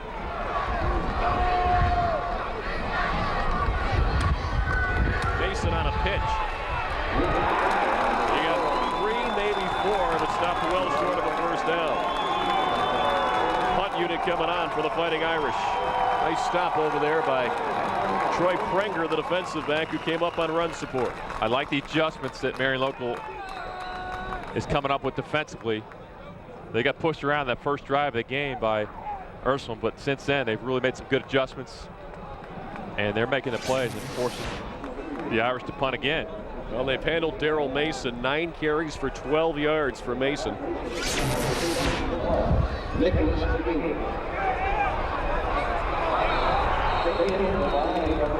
And that will be a fair catch made at the 31-yard line. That's where Marion Local will go back on offense after the Marcus Moeller fair catch. 36-yard punt. No return. And you know, Sports Time Ohio is your home for the Ohio High School Athletic Association state football and basketball championships. Coverage of this year's football championships continues today at 3 as Big Walnut faces Newark Licking Valley for the Division III state title. OHSAA football championships all weekend right here on STO, and we appreciate you joining us for the coverage. And boy, we have had a fun time bringing you the playoffs here in November and now the state championships this weekend. 1st and 10 from the 31-yard line. Schaefer's the tailback here out of the eye. He'll get the pitch. The moves for the big guy up to the 38-yard line. He's a little bit nimble too, not just your straight power runner. He can move a little bit and showed you that there. Well, he's got some size at 6'1", 185, more height. You know, the 185 is typical for a tailback in high school, but I'm really impressed by number 25, Luke Holman, on both sides of the football. He sees he gets the block there, the lead block, to allow Schaefer to follow him. But Luke Holman is making plays on both sides of the ball. He's a football player. 2nd down and 2 from the 39. Holman's the fullback in front of Schaefer here in the eye. Stuckey with a designed quarterback draw. Look at Stuckey down the sideline. Out at the 35-yard line.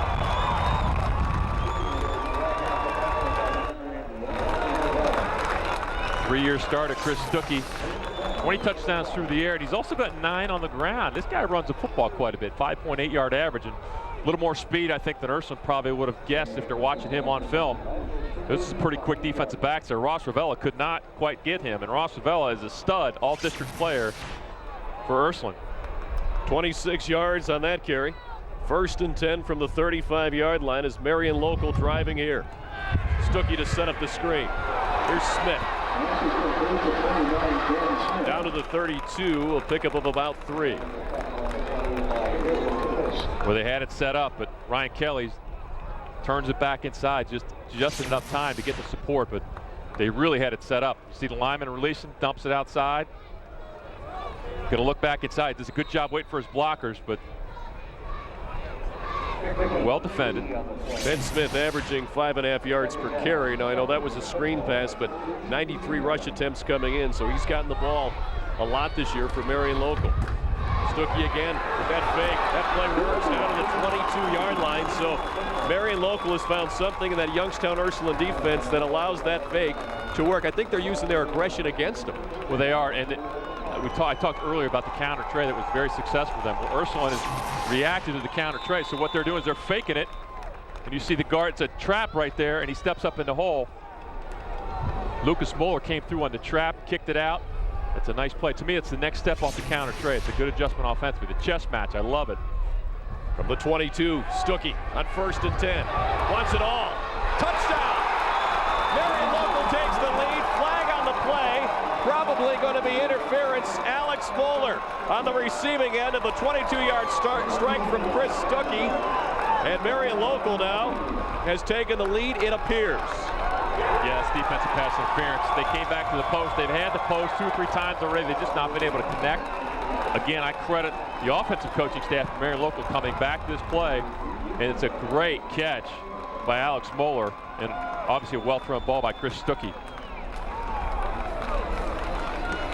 They're getting Ursuline in a one-on-one situation, and you got some pretty good receivers for Local that can catch the ball. Dan Fortkamp on to attempt the extra point. That last drive, 5 plays, 69 yards in a minute 45, and Fortkamp finishes it off with the extra point. 14-7 Marion Local with a minute 14 to go in the first half. How about this throw and catch? Well, basically they run the tight end to the arrow, and they got one-on-one on the post, and it's a great catch by Alex Moeller. Tremendous catch. Pretty well covered, but it's a one-on-one situation. That's a play where receivers got to make the play, and that's stepping up when it's all on the line in the state championship game. So Alex Moeller with the reception, his 34th catch of the year, 6th touchdown through the air. And Alex Moeller, one of those guys that you talk about football players, Greg. There's another one. He's a playmaker. You see that drive? That's an impressive drive into the wind. Oh, by the way, didn't matter to these guys. No.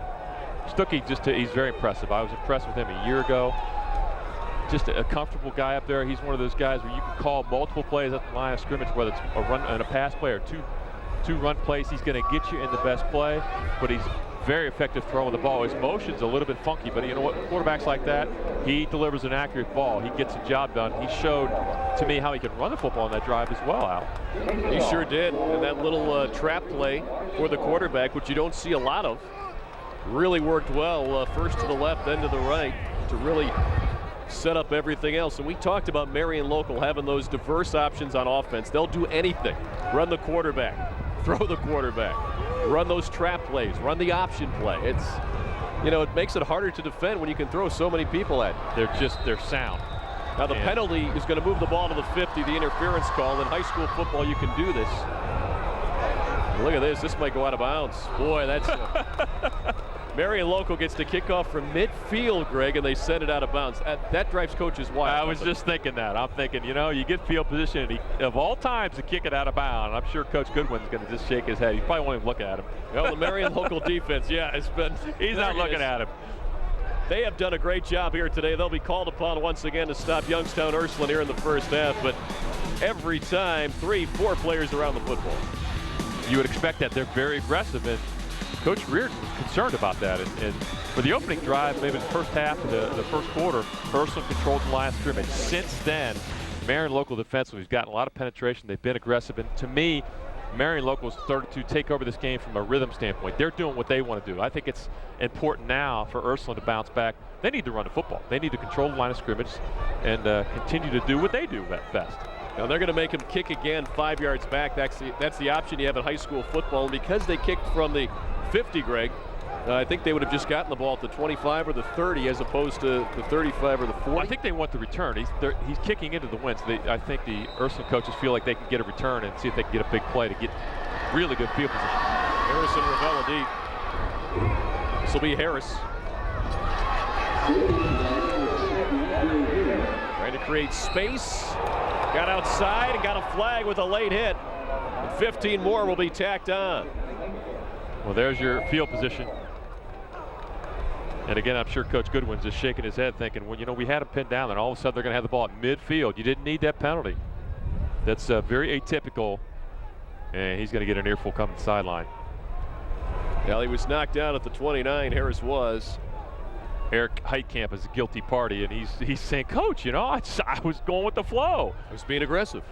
And I'm sure he was. Dead ball, personal foul, late hit on the defense, first down. Let's take a look at it again. Eric Heitkamp will come in late.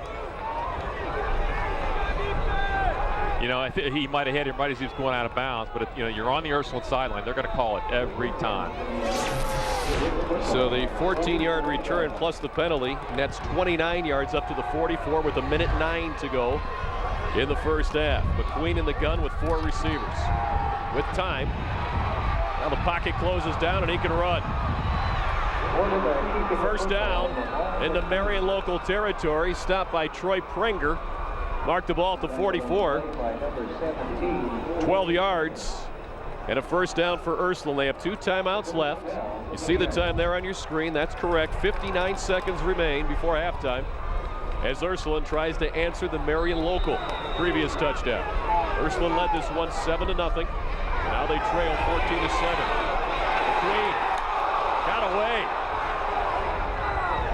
Boy, what a great athletic play by McQueen. And look for sure that Luke Bertke had him wrapped up around midfield, and he just somehow got out of there and threw the incomplete pass. Well, he shows how elusive he is, but the problem is there's not enough guys to protect, and Bertke pretty much had him dead to rights, but this is where Lamar McQueen is at his best. He's going to throw this one away. I think he gets away with one here, but I think he's going to have to be elusive. He's got plenty of time, and it's a situation in a 2-minute drill here. If nobody's open, throw it away, but he's a threat because if you spread the field and he steps up to run, you really put the defense in a disadvantaged situation. You saw Dan Reardon, the head coach, give McQueen the play on 2nd down and 10. Officially the line of scrimmage, the 43. McQueen now 1 for 5 through the air, but that one pass, 76 yards for a touchdown. And there he goes down at the 47-yard line. And that time, Luke Bertke got him for the sack. Well, Bertke's coming off the edge, and Ursuline does not have an answer for that as far as having somebody to block him, whether it's a back or a tackle. And we've got a timeout on the field called by Ursuline with 38 seconds to go. They'll have a 3rd down and about 13 as we'll take a look at this again. Marion Local today, Greg, has gotten pretty good penetration. They have, and again, Bertke's coming off the edge. Nobody's there to protect him. And that time, Bertke adjusted. He forced McQueen to step up in the pocket where he could have help. The other time he lost his contain, and I'm sure he got reminded not to do that, especially with a versatile quarterback like Lamar McQueen. So the Irish have one more timeout left here in the first half as they huddle around their head coach Dan Reardon. And I would product of Youngstown State. Coach Reardon's thinking 2 plays here, Al. At least you're not going to give enough time really for Marion Local to be able to do something with it. So I would say you got 2 plays. It's 3rd and 12, but I would think you probably need to call 2. You still have a timeout to burn. You got plenty of time, but you've got to get positive yards here. You do not have to get all of it back on this play. We saw an injured player go out there for Marion Local. We'll try to get you an update in just a moment. Queen now 5 carries, 28 yards. As we mentioned a moment ago, 1 through 5 through the air for 76. That 76-yard touchdown strike to Peterman. Now on 3rd and 13 from the 47. Close to a first down once again is Dale Peterman. They'll have to stop the clock to measure, which is going to help Ursuline here. They'll put it at the 34. It looks like he'll be just short. What a great throw by Lamar McQueen, finding Dale Peterman on a curl route. He gets pressure, but he stays in the pocket and makes a great throw. So they're going to bring out the change to measure. We'll take a closer look at it here. Our Sports Time Ohio cameras. And this only helps Coach Reardon. He can decide what he wants to do, although if it's 4th down, he still has to have a good play in mind. Chain link away. All right, Greg, put the coach's hat on. What do you do? Well, I'll tell you what, you could be aggressive here and take a shot. But watch, I'm impressed with Lamar McQueen. He stays in the pocket, great throw on the curl. Peterman very elusive as well when he gets the ball. Good yak yards. I would say short pass play here, pick up the first down, and then you go through the air here. Your quarterback, of course. You can run it. You have a timeout, but you're going to be forced to burn that timeout or spike the ball. 29 seconds left in the half. Clock will begin running. McQueen takes it for a first down. You got a couple of yards there. Now you got the option. You can call a play. You have enough time because they're going to move the chains. You got plenty of time here. They're going to go ahead and call the play. You could spike it as well to take a deep breath. But by calling the play, you put Marion Local at a disadvantage. 4 receivers in the pattern here for McQueen. Dangerous. Intercepted. Stuckey at the 11-yard line. His intended target appeared to be Dale Peterman, but there were 4 Marion Local blue shirts there, and Stuckey comes up with the INT. Well, he almost had one earlier. Just doing a good job playing center field. Once again, the Irish have protection issues. Bertke's coming off the edge. He gets saved by his back and Alan Jones, but running to his left, that's an ill-advised throw. Really had some room to run there, did Lamar McQueen, and Stuckey's just playing center field, makes a great catch. 5th interception of the season for Chris Stuckey, the starting quarterback for Marion Local, who now goes under center with 18 seconds to go in the half. Marion Local does have 2 timeouts left, but they'll just take a knee and take the 7-point lead to the locker room here in the Division 5 state championship game at Paul Brown Tiger Stadium. So Marion Local, who was down 7-0 to Ursuline, comes back with 14 points to take a 14-7 lead, Greg. And boy, they showed me a lot. It all comes from that kickoff return from Ben Smith after the first Ursuline touchdown. Got it down to the 39. They took it down to the 5, went for it on 4th down, didn't make it, but got the ball back and then blocked the punt, and then made it 14-7 after that, as you see Youngstown Ursuline going off altogether there. I'm just impressed at how they responded to adversity. They came right back after trailing 7-0 with 14 straight points. Anytime you can block a punt or get a special teams touchdowns, Al, a lot of times you win that football game. It's a great time to do it in the state final. So 14-7 the score. In just a few moments, we'll send it back to the studios in downtown Cleveland for the halftime show. But right now, let's send it down to Andre Knott on the field. Coach, how big was it for you guys to get that special teams score? Well, the special teams really changed the whole scope of the game. We got that big kick return after our score, changed field positions, and we ended up getting a block punt off of that field position battle right there. How happy have you been with your defense so far in the first half? They played well. You know, we're disappointed with that throw over the top. You know, we talked about that all week, but that happens. Coach, we appreciate the time. Thank you. All right, back up to you guys up top. Andre, thanks. Dan Reardon there. He's got to be happy with the 14-7 lead here at the halftime break in the Division 5 state championship game. We're at the half. We have a full halftime show for you. Highlights, stats, and more coming up. Back to the studios after the break. Mark Schwab and the guys will take you. Make sure you stay tuned to STO. In neighborhoods everywhere, you can talk to friends with complete confidence. Travel at blazing speeds without a care. And count on watching what you want, anytime you want. Because for over a decade, Time Warner Cable's advanced fiber network has never stopped advancing. To bring you the best services available now, along with new ones we're just beginning to imagine. Visit TimeWarnerCable.com to learn more about Time Warner Digital Cable. Time Warner Cable, the power of you. Congratulations, CC Sabathia. Your 19 wins and 3.21 ERA brought home the Cy Young Award for only the 2nd time in Cleveland history. It's another great win like you thrilled us with all season long on Sports Time Ohio. Congratulations, CC. Thanks, everybody. This is the city of Cleveland. I don't really know what to say until we keep having fun. Morris Cadillac Pontiac GMC also congratulates CC on his Cy Young. Morris Cadillac Pontiac GMC, proud to be the official auto dealer of CC Sabathia. With all of the entertainment venues that downtown Cleveland offers, Cleveland State is in the best possible location in Ohio. Cleveland State is right in the hub of everything. I think it's cool going to school downtown. There's sports. The Flats to Tremont to Ohio City. I love all those parts. Shopping. Cleveland State is not only in the center of a great city with great opportunity, but it's right in the middle of everything that's happening. It's real cool to have a campus right in the heart of the city. You got so much diversity there, and I love it. If I were a high school student, I wouldn't go anywhere else. Sports Time Ohio asks, where are they now? Super Joe Charbonneau set the Cleveland Indians on fire in his first season of 1980, blasting 23 homers and winning Rookie of the Year honors. Back injuries eventually ended his major league career, but Joe has been passing on the legacy through his own youth hitting camps and work with the North Ridgeville Department of Recreation. Sports Time Ohio salutes Joe Charbonneau.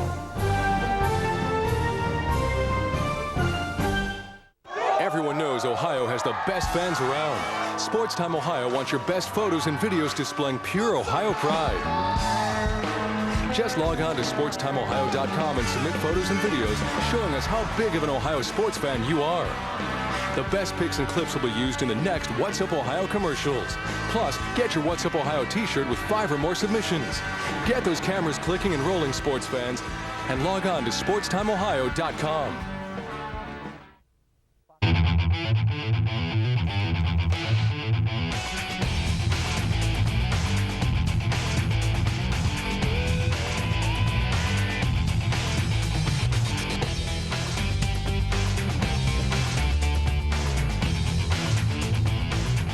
There's your score at the half. Marion Local with 14 unanswered to jump in front of the Fighting Irish of Youngstown Ursuline. Mark Schwab back with you alongside with John Gibbons and Jim Isabella.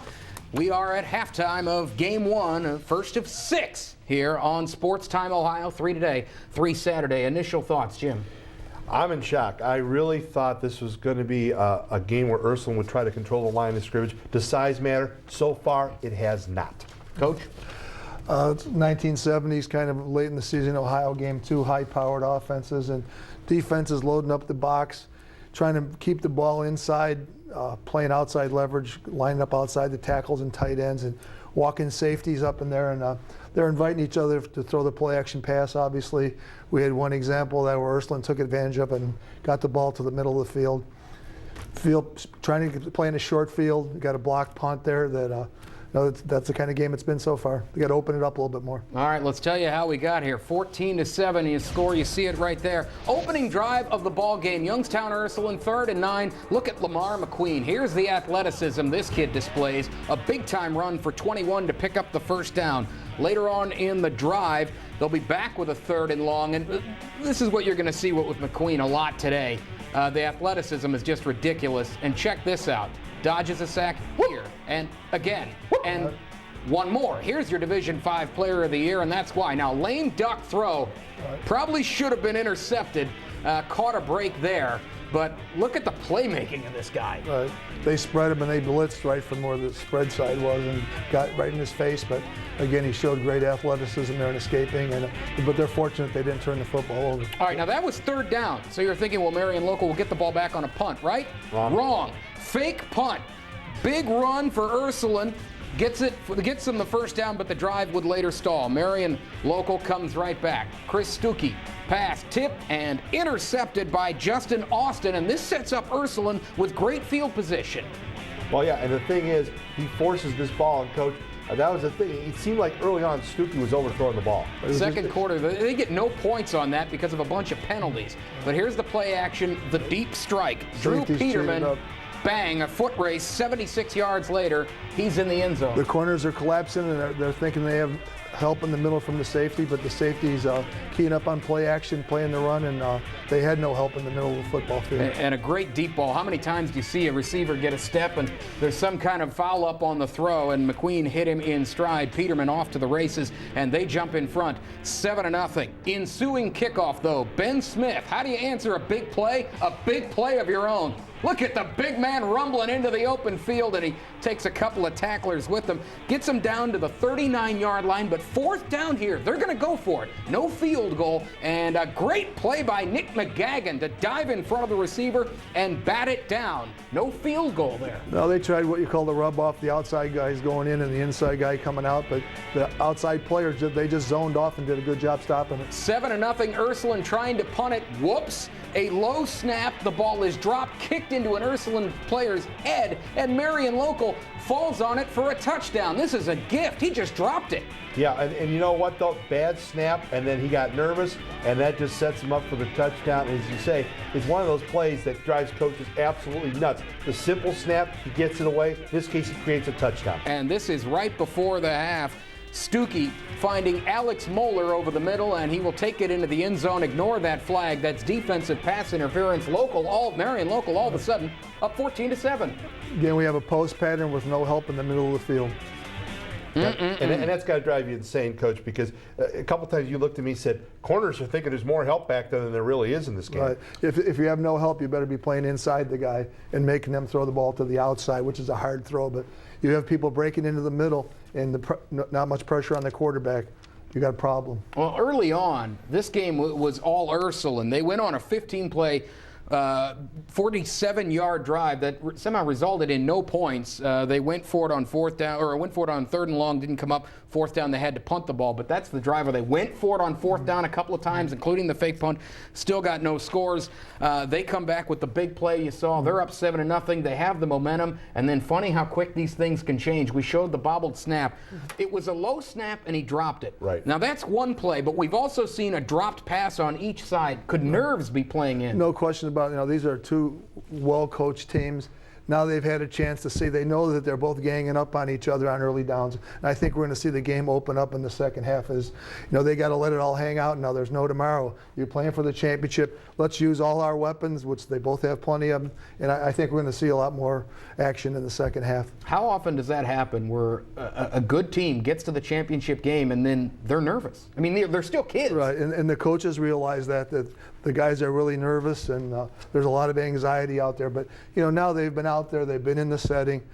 These guys are going to be a lot looser, and these coaches are going to give them a lot of good opportunities here in the second half, and I think we'll see a great second half. Jim, you're surprised, aren't you? Yeah, because I'll tell you what, and I'll tell you I'll be really surprised if I'm Ursuline. I'm saying, okay, we can't run the ball wide. McQueen had that one run. That was it so far. But the speed and the quickness of Marion Local, I think, is stunning Ursuline a lot. So, with the big size, what do? Run between the tackles. They may throw out all the gadget plays and see if they can force it up into the inside more. I really think they've got to do that because as good as McQueen is, so far, Mark, he can't shake anybody. Yeah. When they run wide, they've done it once, and that's been it. With the odd fronts that they're playing, the bubbles or the open spaces are over the guards, and the defense is pretty much flanking them from the outside, so they're going to have to take it up in there. All right, straight ahead, a preview of the Division III championship game coming up at 3 o'clock here on Sports Time Ohio. The Division II title tilt kicks off at 7. We've got all 6 games. The first one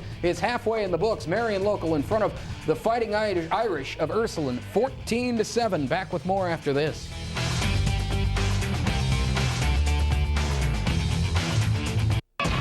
It's Ozzy's first Cleveland solo show in 4 years.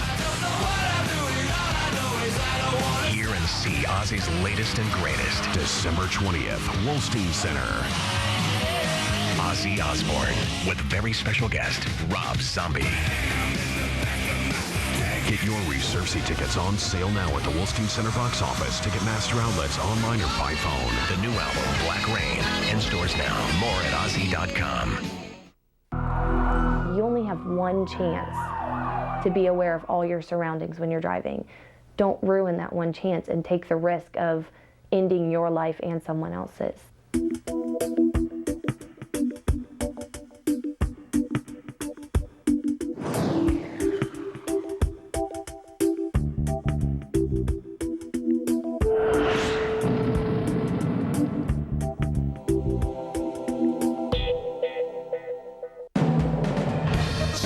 Ohio is 24/7 Ohio sports, 24/7 for Ohio fans. With over 130 games and extended coverage that's more than just sound bites and box scores, we are the network of Indians baseball. From Cleveland to Columbus, Toledo to Youngstown, we're the official cable home of your Cleveland Browns. This is Ohio sports coverage how it was always meant to be. This is Sports Time Ohio. This is STO. Everyone knows Ohio has the best fans around. Sports Time Ohio wants your best photos and videos displaying pure Ohio pride. Just log on to sportstimeohio.com and submit photos and videos showing us how big of an Ohio sports fan you are. The best pics and clips will be used in the next What's Up Ohio commercials. Plus, get your What's Up Ohio t-shirt with 5 or more submissions. Get those cameras clicking and rolling, sports fans, and log on to sportstimeohio.com. Browns fans, it's time to sound off and be heard. It's time for Talking Browns football. It's time to get in the zone. Call in, sound off, be heard. The Browns Red Zone live. Monday night at 8, only on STO. High school football fans, catch the OHSAA Division I Championship game live on STO. One last game to decide it all. This is it. The Division I Championship live. Saturday night at 7 on STO. All Brown Tiger Stadium in Massillon, 14-7. Marion Local in front of Ursuline from Youngstown, and we'll get to the second half in a little bit. Let's go down the street a little bit to Canton at Fawcett Stadium, where at 3 o'clock they kick off for the Division III title. That is Big Walnut from Delaware County against Licking Valley of Newark. And 13-1 Big Walnut, 13-1 Licking Valley. Of the two of these schools, Licking Valley may be a little bit more battle-tested to get here. Well, yeah, and the other thing is Licking Valley has Storm Klein, who we mentioned before is going to Ohio State. He's a running back, linebacker. He's a very impressive guy, 6'3". I saw him make a hit in a game where you just saw him not have a bad angle. He still killed the guy. The bottom line in this game is, Storm Klein is going to be the guy to get most of the reps, but, Josh Bailey had a big touchdown last week, surprised the heck out of everybody, went for the game winner. Nick Phillips, their quarterback, is a real good player.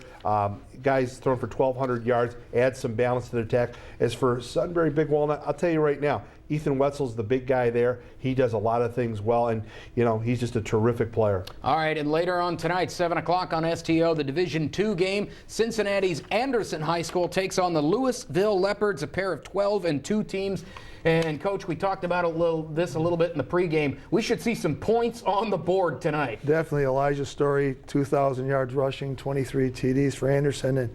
And Louisville played against Mayfield, and Ashante Williams is going to Illinois, and I coached against him this year. He's an outstanding player, and they did a very good job on him. So Louisville's going to face another tough matchup there tonight, and Louisville's a very talented, open field kind of team. So it should be another great matchup here this evening. All right, well, we are at the half of the Ursuline Marion Local game, the Division V championship. It is 14-7, the Flyers in front of the Fighting Irish. I'm Mark Schwab, John Gibbons, Jim Isabella. We'll talk to you after the ball game. Let's head back to the field for more halftime coverage with Alan Gregg.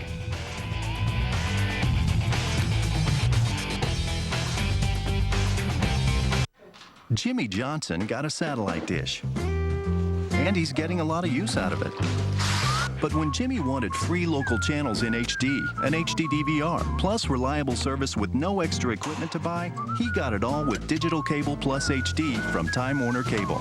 You could use your dish for a lot of things, but for HD TV entertainment, choose Time Warner Cable. Visit www.timewarnercable.com to learn more about Time Warner Digital Cable. Forecast, windy and cold, with the temperature dropping. So, who's looking good now? YOU. I'll be back from my 3 o'clock. You got it, Chad.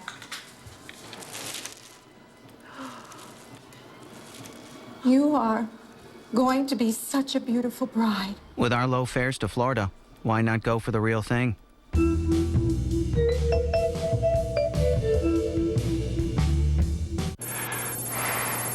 All right, let's try some more. Who's ahead right now in tonight's high school game? There was a commotion at the mall a half hour ago. Any idea why? Let's try this. Give me any topic that you know anything about right now. Kansas. Watermelon? The White House? Do you need a news and information intervention? Go to cleveland.com and get the latest real-time news, sports, weather, and entertainment happening right now, right here in Northeast Ohio.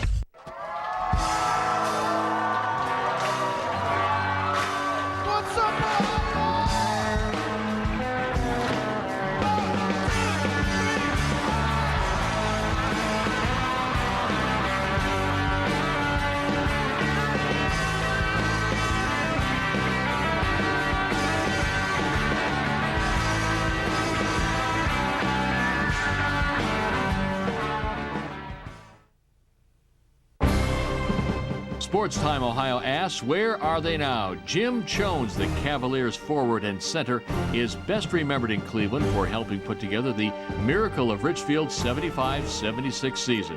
Chones scored over 9,800 points in his NBA career. Jim Chones settled in Northeast Ohio, now serving as Recreation Director in Bedford Heights, and is a nationally published author. Sports Time Ohio salutes Jim Chones. It's halftime of the Division V state title game here at Paul Brown Tiger Stadium. And if you'd like to watch this game again, look for this game and other high school football playoff and state championship games only on Time Warner Cable, local on demand. You can pause, fast forward, rewind, and even do instant replays. Local on demand is free with Time Warner Digital Cable. Back here at Paul Brown Tiger Stadium on the rooftop here at the press box, along with Greg Fry, I'm Al Pulowski. 14-7 Marion Local leads Youngstown Ursuline here in the Division V title game. And Greg, we talked about the quarterbacks at the outset, and these quarterbacks have done quite a job. How about Chris Stuckey? Pretty good defender, too, for Marion Local. Well, Chris Stuckey's making plays on both sides of the ball, really doing a great job running the football. He's thrown a touchdown pass as well. On the defensive side, he had an interception late in the half. He also knocked down a potential touchdown on the post play, so he's having the best game so far out of the quarterbacks. Well, Stuckey really doing well for Marion Local. He has them up now 14-7. Marion Local also with the block punt and a recovery for a touchdown. But other side of the ball for Ursuline, Lamar McQueen. Now, he's only completed one pass, Greg, but that pass was a big one. Well, it was a big one for a touchdown, a 76-yarder. Doing an okay job throwing the football, but they're not doing a good job protecting him. He's doing a better job of running the football, and I think certainly in the second half, adjustment-wise, Ursuline's got to get back to run the football with him and Daryl Mason. Alan Jones has done okay in the first half, but to me, the key is Daryl Mason running the football and Lamar McQueen in the second half. Well, Marion Local, for the most part, has held that offense for Youngstown Ursuline on the ground in check. Well, right now, let's take a look at the stats for you from this first half of action in Division 5 football here at Paul Brown Tiger Stadium, the state championship for you on Sports Time Ohio. And as we take a look at these stats, for the most part, a fairly even game. Youngstown Ursuline controlled the ball in the first quarter, Marion Local in the second. Definitely a fairly even game. Both teams had an interception, in the first half, and both teams are run the football. But I think that, to me, Marion Local has the advantage in this game in special teams. They had a great punt return, and they also got a block punt for touchdown. To me, that's the difference statistically in the first half. All right, so that's our halftime look at today's game. We'll be back with second half action in just a few moments here on Sports Time Ohio. 14-7 the score. Marion Local leads Youngstown Ursuline. Back with second half action in just a few moments. Keep it here on STO.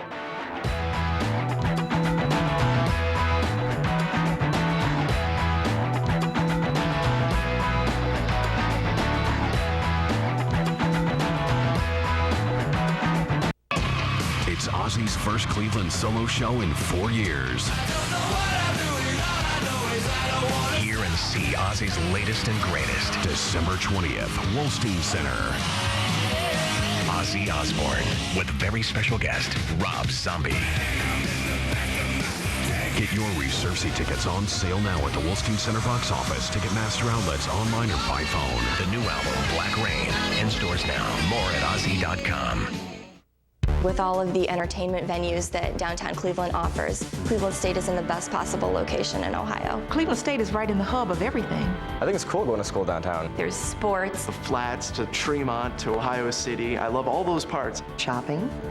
Cleveland State is not only in the center of a great city with great opportunity, but it's right in the middle of everything that's happening. It's real cool to have a campus right in the heart of the city. You got so much diversity there, and I love it. If I were a high school student, I wouldn't go anywhere else. Buy one, get one half price. At Conrad's, that means half the price of our everyday low prices. It means half price on major tire brands for whatever you drive. It means Conrad's doubles your deals on manufacturer specials, and we install in 30 minutes or less. Right now at Conrad's, buy one select Goodyear or Kelly tire and get one half price. Half price tires, 30-minute installation, only at Conrad's. Viking fans, there'll be a whole lot of shaking going on at the Wolstein Center on December 8th when CSU hosts Horizon League rival Youngstown State. Be one of the first 1,000 fans in attendance and receive a bobblehead of the new Viking mascot. Viking fans, let's get shaken. Viking Bobblehead Night, Saturday, December 8th at 5 p.m. Tickets start at just $8. Visit CSUVikings.com or call 216-687-4848 for more information. SportsTimeOhio.com is your one-stop source for everything Ohio sports. Check out the latest news from around the web on your Indians, Browns, Cavs, and Buckeyes.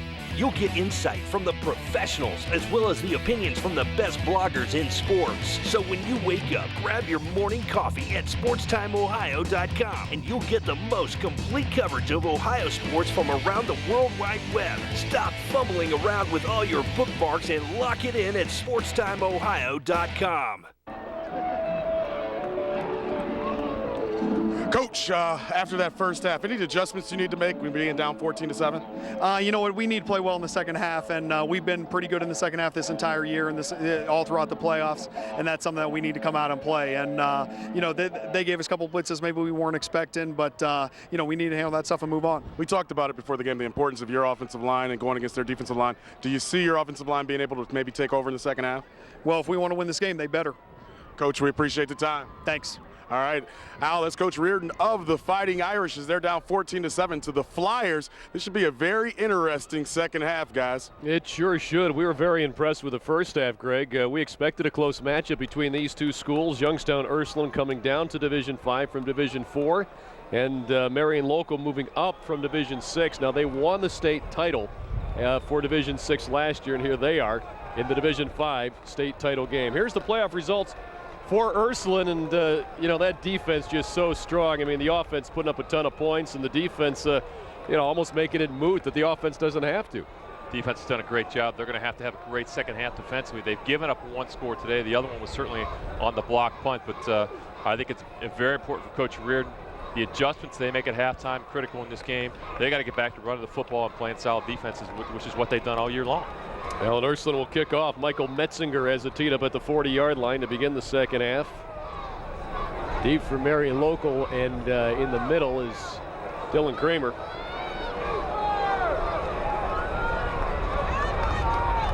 And we are set for second half action here.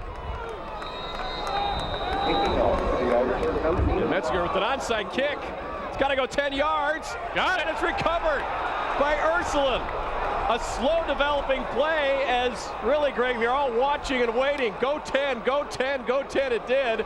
And the Fighting Irish have it. I believe Dale Peterman's the one that's going to pick that up. And I can't believe the front line of the front seven for Marion Local let it go. It seemed that Marion Local was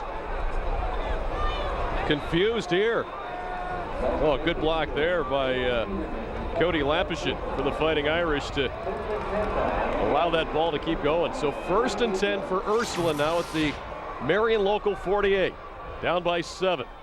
McQueen on the run there to Daryl Mason, and he'll lose 3, maybe 4. Greg, at halftime you said Daryl Mason is one of the keys for the Irish here. Well, that's not going to get it done. Well, no surprise. He's going to get the football. But you know what? They have to be patient and continue to get the ball to him. But it's the penetration that they're struggling to pick up. Number 37, Greg Kesters, see him coming right through. He's on block from the backside, and he's 3 yards in the backfield. Mason's got nowhere to go. But offensively, Dan Reardon's got to stick with that. He's got to keep coming back with that, and he's got to find an adjustment to pick up those linebackers. So Kesters and Schaefer been saying their names an awful lot today. On the stop, 2nd down 14 now. Back at Ursuline's own 48. They'll try Mason again. This time it's positive yards, but only 2. Flags come in. Might have holding as well. Pretty sure that's going to be a hold. Schaefer again on the stop. Again, Marion Local just literally 9 guys in the box. They're going to get penetration. There's not enough white shirts to block the blue shirts.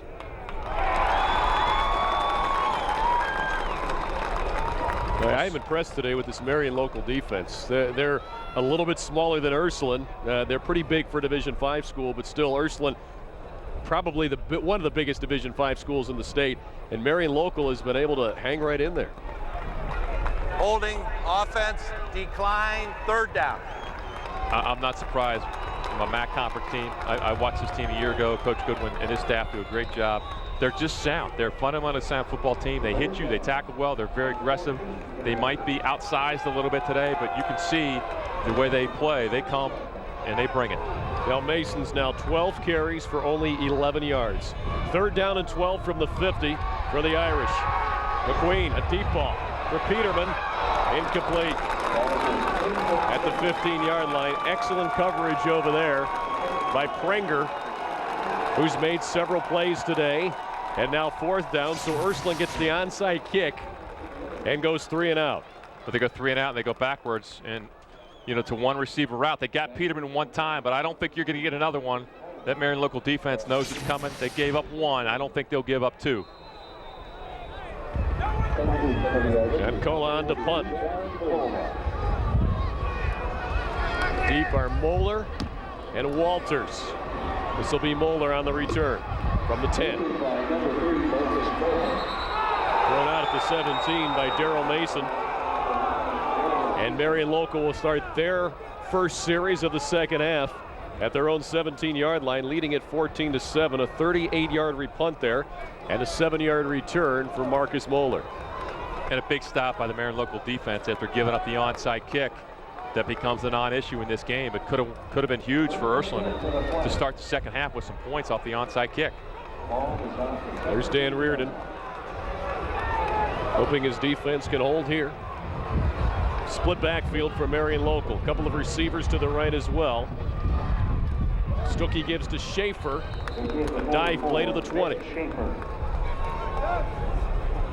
Second down, about 7 coming up. I look at this Marion Local team and I just see efficiency. They just don't have weaknesses. They're very disciplined. You're just typical dive play here. A little bit of positive running room to get about 2 or 3 yards, which is fine on first down. Eddie Macco, as he's been there all game, makes the stop. 8 carries, 34 yards now for Schaefer, who's the tailback in the eye here on second down, and call it 8 from the 19. And that time the option goes nowhere as Stuckey keeps and barely makes it back to the line of scrimmage. Nick McGagan on the play. No surprise there. He's been all over the field for this team all this year. He's an all-district player. Very active on the defensive side. Third down and still 8 yards to go at the 19-yard line. Once again, it's the eye. This time, Ben Smith is the tailback. Stuckey to throw with time. Receiver open. Broke it up at the last minute. Nice defensive play there by Wade Daniels, who came over to break it up with Jason Walters. Great job by Wade Daniels there. They throw it's kind of an out and up, almost a wheel route. Very patient on it. You see a pump fake there, and he's going to throw the wheel, and it's there. And I think Walters had a chance to come down with that play, but good job converging on it by a trio of defensive backs there. Bella is the one that breaks it up with the hit. Stuckey now 3 of 9 through the air. Dan Fortcamp on to punt. And almost blocked. In fact, I think part of it was, but he got it through to the 40-yard line. It'll be down at the 42. Flag is down. So we might have a roughing the punter penalty, but now if he got a piece of that ball, he'll have to pick the flag up. Right? I don't think he did. I think the kick was low enough. He was very fortunate to get rid of it, obviously. Yeah, and he didn't get a piece. We have that confirmed now, so I believe it was Alan Jones that had penetration, number 28 up the middle, and he's very fortunate to kick this low. Should have been blocked. He actually kicked it underneath Alan Jones. He did. You don't see that very often. So that's running into the punter. Well, Dan Fortcamp, I'll give him credit for, I don't know if he was lucky that he kicked it low or did he reacted and kicked it low. But a very fortunate break. Now it's the 15-yard variety, so it's roughing the punter. There's the penetration. Watch, he's up high enough. He's in position. Personal foul, roughing the kicker, defense, automatic first down. So mark the ball at the 34-yard line and a break for Marion Local. So you watch it from this angle. Yeah, he completely missed the ball. And actually, because Fortcamp shanked the ball, that allowed that punt not to be blocked. So a strange turn of events there, but a first down with Schaefer on the carry. A couple of yards there, and now down to the field. Andre Knott about that Marion offensive line. Boy, it's done a nice job today, hasn't it? Absolutely. You know, you look at this Marion Local team, and they have 9 guys, 5 on offense and 4 on defense, that started in last year's state championship game. But 2 of the important guys, when you talk to Coach Goodwin, have been his guards, in Lucas Moeller and Brian Schulte. They're both first-year starters, and they've been very important for this offense as they play those important guard positions for Marion Local. And they've been able to create some holes for Schaefer and Stuckey. Guard play is very Marion important. Local When you've got guards that can run a little bit, that's very important. Those guys have done a nice job this year. And now Marion Local wants to call a timeout. We'll take a break as well. With 8:26 to go here in the third quarter. Marion Local with a 14-7 lead over Youngstown Ursuline. We'll be back with more after this. The Division 5 state title game on STO. What you watching? My network.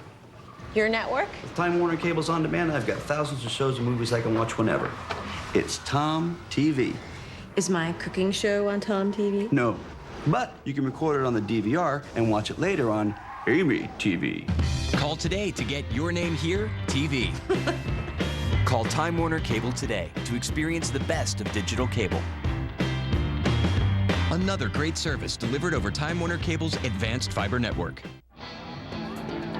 The Ohio High School Athletic Association is about sports, that's obvious. But it's more than just a competition. What we're really about is learning. Young men and young women stretching themselves in pursuit of the ideals that will guide them for a lifetime. It is an important mission, and we share it with schools, families, and communities. As Commissioner of the Ohio High School Athletic Association, I look forward to working with you to help our young people build their futures.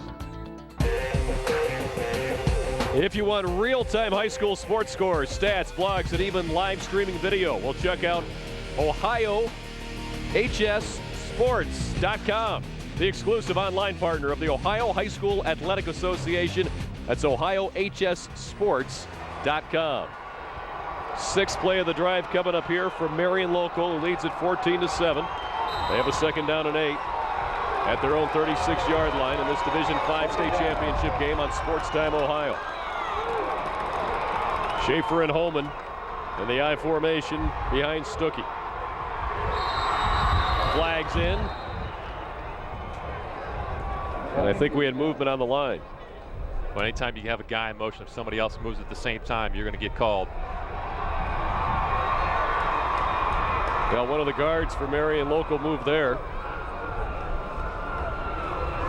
So that'll mark him back 5 to the 31. Stuckey went on Dead a longer. ball, false start on the offense, second down. He went on a longer count, and he brought the man in motion. And typically quarterbacks would have timed up a little bit better. Number 51, Brian Schulte. Yeah, I think he flinched a little bit. I'm not sure about that, but that's a tough one to call for sure. Second down, 13 at the 31. You see a lot of flinching like that early in the season, and don't expect that in week 15. Stuckey in the gun. Go run. Not much there. Maybe a yard, that's all. Once again on the stop for Youngstown Ursuline is Danny Bacco. He's made every play today. No, he's made every play, but 74 Harold Coates, 6'3", 327 is a beast. He's turning this thing back inside. You see him right there. He forces it back inside. He didn't make the tackle, but that's all about Harold Coates. That's a lot of body, and he can move. Third down call at 12. 3 receivers, no tight ends here. For Stuckey. Straight back in the pocket. Under pressure. Got a man. Wide open. Holding on with a great catch is Alex Moeller. That was a little behind him, but he's got the first down in Youngstown Ursuline territory. Alex Moeller already has a touchdown today. Another great catch. And how about the presence in the pocket of Chris Stuckey? He's going to have to step up a little bit. He's got Moeller open. He makes the read. He gets his feet set. Throws in the hole. Well, that's just a tremendous catch in the wind. You got to have players step up and make plays if you're going to win a state championship, and that's a Mike Lanise type catch there. If you go back to the Buckeyes in '84. Yes. 21 yards there on that reception. And a 1st and 10 now at the Fighting Irish 47. Schaefer. And counter trap. About 2 yards. When it's getting physical on the offensive line, there's some push and shove going on after the fact.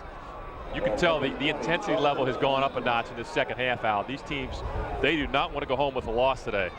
And this is it. You're not saving yourself for anything here. Second down and 8 coming up with the clock moving. 6:53 to go. Should take a look at the Marion Local head coach, Tim Goodwin. Has to be pleased with the effort his team's put forth thus far today, as does Dan Reardon for the Fighting Irish. A very well-played, hard physical game here at Tiger Stadium. And we're going to have illegal motion. That was going to be a wide receiver screen to Ben Smith. Well, first things first, you got to throw it over top of Jamel Turner. He said, no thanks, 6'3", 206. That ball hit him in between the ones on his chest. The Ursuline fans trying to urge their team on here, their defense. Mark it back to the 50. So it'll be second down and 13. False start, offense, second down. We talk about breaks. I think that's a break there. Penalty's a break there. That ball could have been a lateral. Trying to throw it backwards, it gets knocked down. Who knows how that play may have ended up, but you go back to the punt, the penalty on the punt, and this penalty, very good break for Marion Local. Well, Jamel Turner getting fired up there. Now with a quarterback draw, Stuckey. Got a couple. That's all. I love the intensity that I'm seeing in the second half out of the Ursuline defense. McGagan made a play about 4 plays ago, got the crowd involved. The Irish faithful they're getting it going on the sideline, and you see penetration again by Coates. They're getting after defensively here. Schulte also there, and Coates just seems to be getting in on every play right now here in the He's playing with some passion right now. Third down, 11. Call the line of scrimmage, the 47. Marion Local just 1 of 6 on third downs. Make it 2 of 7. First down at the 35-yard line. Marcus Moeller hauls it in. He looks like he might be a little banged up too.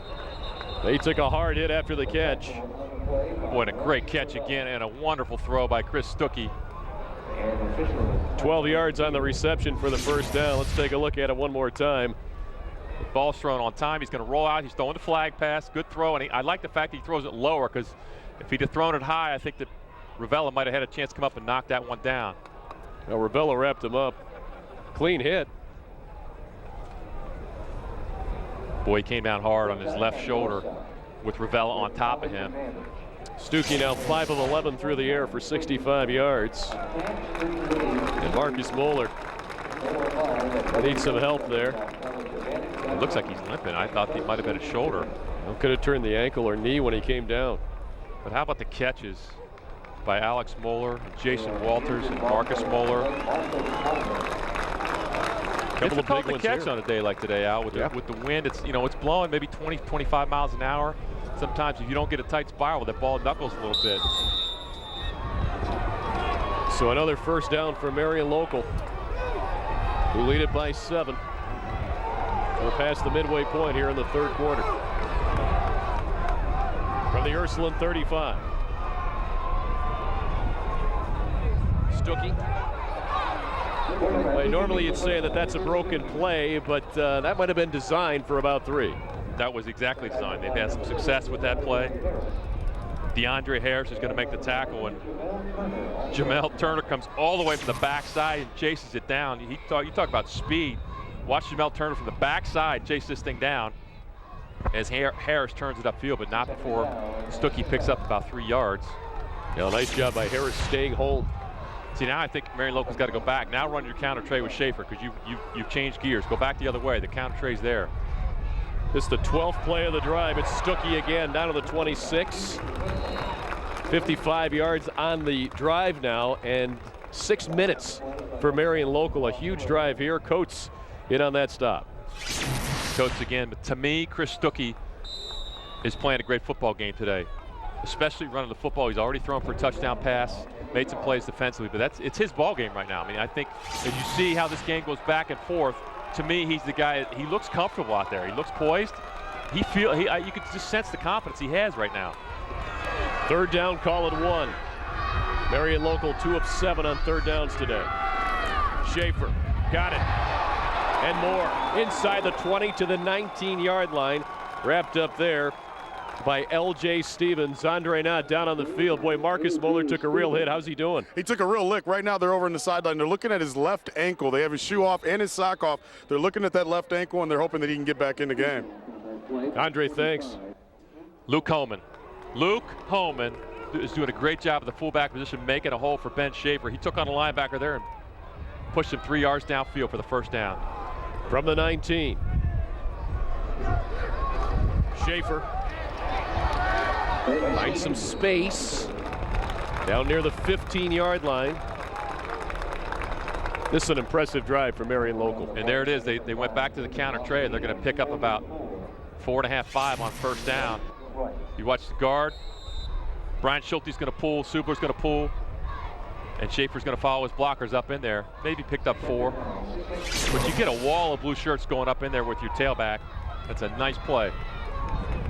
Ben Schaefer coming into today's game, averaging 6.1 yards per carry. As you took a look at Stuckey's numbers there. Is that little trap delay? Flag is in. Stuckey is driven back to the 15. Well, Brian Schulte was the guard pulling out there on the trap, and you wonder if he got hung up. Stuckey tried to bounce that outside, and he might have. Yeah, he changed gears on Schulte, and Schulte, I think, had the block. But anytime a quarterback bounces outside and you're doing a good job blocking, you don't know where he's at, and you tend to hold on a little bit. Let's watch the replay. It looks right pretty there. 51. It's hard to see in the middle of your screen right there. Yeah, it's a bit of a hold. Offense, second down. That was on Austin Pullman. And unfortunately, we only say the offensive lineman's names when they get a flag on it, but you know, Marion Local's offensive line, that entire unit, outstanding job thus far today. They have done a great job. And again, sometimes like that, it's difficult because they don't know where your quarterback is. Schaefer right up the middle. Got about 5. So set up a third down at about 15. 14 or 15, depending on the spot coming up. They'll put it at the 23. We got an official timeout on the field. It's still an impressive play. It's just basic run and ISO against a very strong Ursuline defense, and they pick up 5-6 yards. You know, Marion Local needs to get down to the 9 here with 2:17 to go in the third quarter. In this drive now, over 8 minutes for Marion Local. Should take a look at the head coach for the Fighting Irish there, Dan Reardon, and then here's Tim Goodwin, who's pacing the sidelines with a 7-point lead as Marion Local tries to win their second consecutive state championship. So this one a level higher at Division 5. Stuckey to the shotgun on third down and call it 15 from the 24. Got Walters one-on-one. You look for the quarterback runner. They might have to fade with Walters to the wide side. He's in the lower portion of your screen wearing number 7. That's who he's looking for. Stuckey, Walters. And did he make the catch? No, he almost came back and made a great one. DeAndre Harris was his coverage man, and now it's fourth down.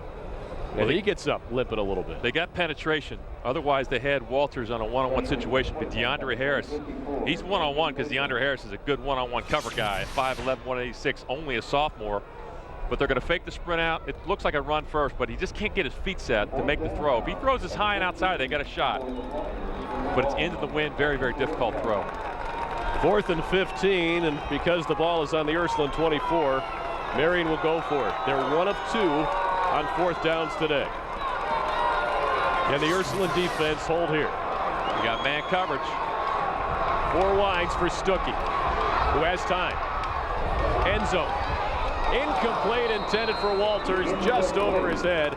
Pretty good coverage out there by David Rossi.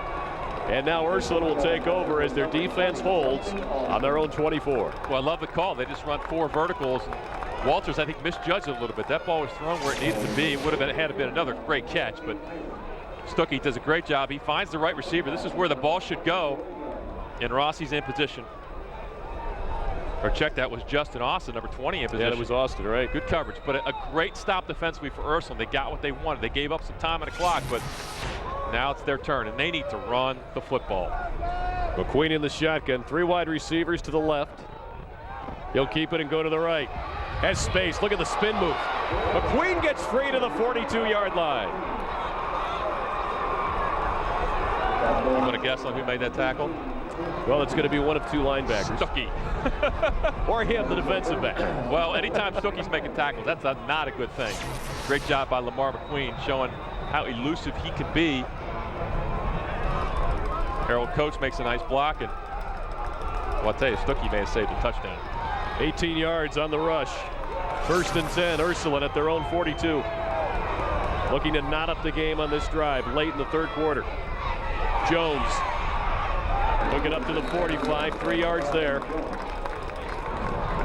Now with more on Allen Jones, here's Andre Knott. You know, this offense from Ursuline is based so much on Daryl Mason and Lamar McQueen, but a guy that's really stepped up for the Irish in the second half of the season is Allen Jones. He's a young running back, and he's a nice changeup from Daryl Mason. And since the Irish really haven't had the ball in the second half, we haven't got to see a lot of Jones, but you know the Ursuline offense wants to get him involved as soon as possible. Well, and Ursuline would like to put together a drive like Marion just did, but score. Marion went 17 plays, 59 yards, almost 9 minutes, and they come up empty. Well, I don't know if they came up empty. When you burn 9 minutes like that, that's a good thing. That's very true. It's timeout on the field, called by by Ursuline. We'll keep it right here. 14-7 the score. Marion Local in the lead over Youngstown Ursuline. Ursuline had the lead 7-0 on a bomb back in the first quarter to Peterman, and then Marion Local scored 2 touchdowns. Let's take a look now at how Marion Local got to this Division 5 state championship game here today. And boy, what a season they had, and a nice winning streak. There's the playoff results. How about this? Defense was pitching a shutout till they played Patrick Henry, who's a perennial state title contender every single year. And that was a pretty good game against Patrick Henry, but otherwise the first 3 games they just breezed through the playoffs. They have, and they trailed last week against Patrick Henry. To start the second half, they lost a fumble, went the other way. They trailed 20-14, but boy, did they bounce back and outscored Patrick Henry 21-0 in the fourth quarter. That's decisive. Ursuline with a 2nd down and 7 now from the 45. McQueen to run again out of the shotgun with space and blocking. Got outside for the first down. Now he back cut a little bit. It'll be close. I still think he has it at about the 48-yard line. 2 plays ago, Marion Local was confused defensively. They were not aligned correctly. I believe that timeout helped them get them aligned, but they have the edge here. You see guard and tackle pull. Baco's pulling, Hearns is pulling, and I think that's one where Lamar McQueen's got to just get it out of bounds, but he does pick up positive yards. It's close to a first down. Now left to measure here. McQueen 10 carries, 65 yards now for Ursuline. He's their leading rusher. So they'll bring the chains crossover here. And as a coach, Greg, do you like that cutback around the marker? It allows maybe a bigger play to happen, but then if you do cut back, you give up that first down. I'm not a big fan of the cutback. And, you know, there's guys that can do it, that are naturals at it, and I think Lamar McQueen can do that. But if you got positive yards, you want to get north and south. Well, he did get it anyway. So a first down for Youngstown Ursuline with 53 seconds to go here in the third quarter. 14-7 our score. That was also the score at the halftime break. Along with Greg Fry and Andre Knott, I'm Al Pulowski.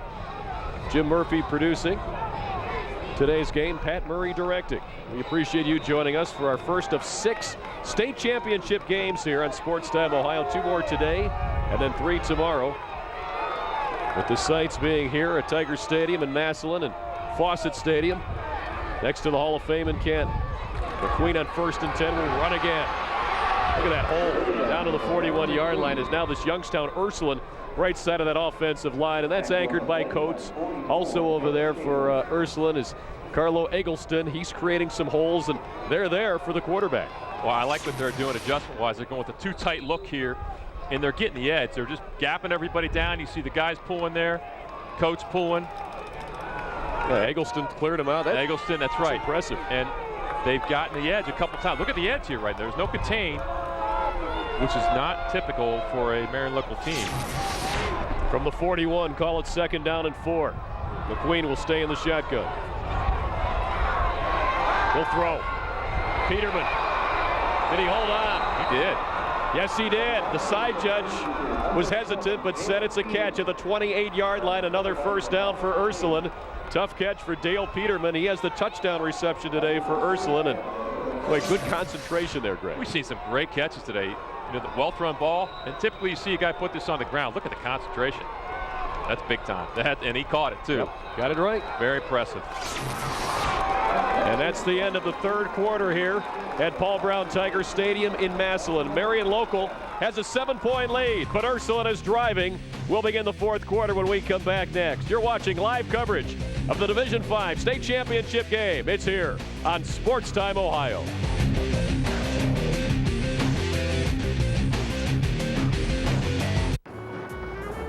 Remember what it was like the last time you flew out of that big airport?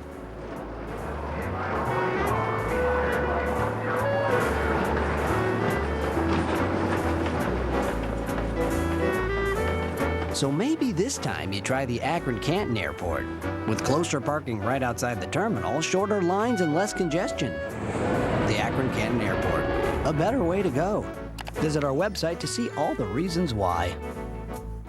Hi, I'm Rick Manning from Sports Time Ohio, and I want to tell you about St. Martin de Porres High School. They provide a private college prep education to students of modest financial means. Since 2004, 61 local companies have contributed over $3 million to the education of the students like my friend here, Eunice Hall. Please join Sports Time Ohio, the Cleveland Indians, National City Bank, Metro Health, and others by offering students a work-study program at your company.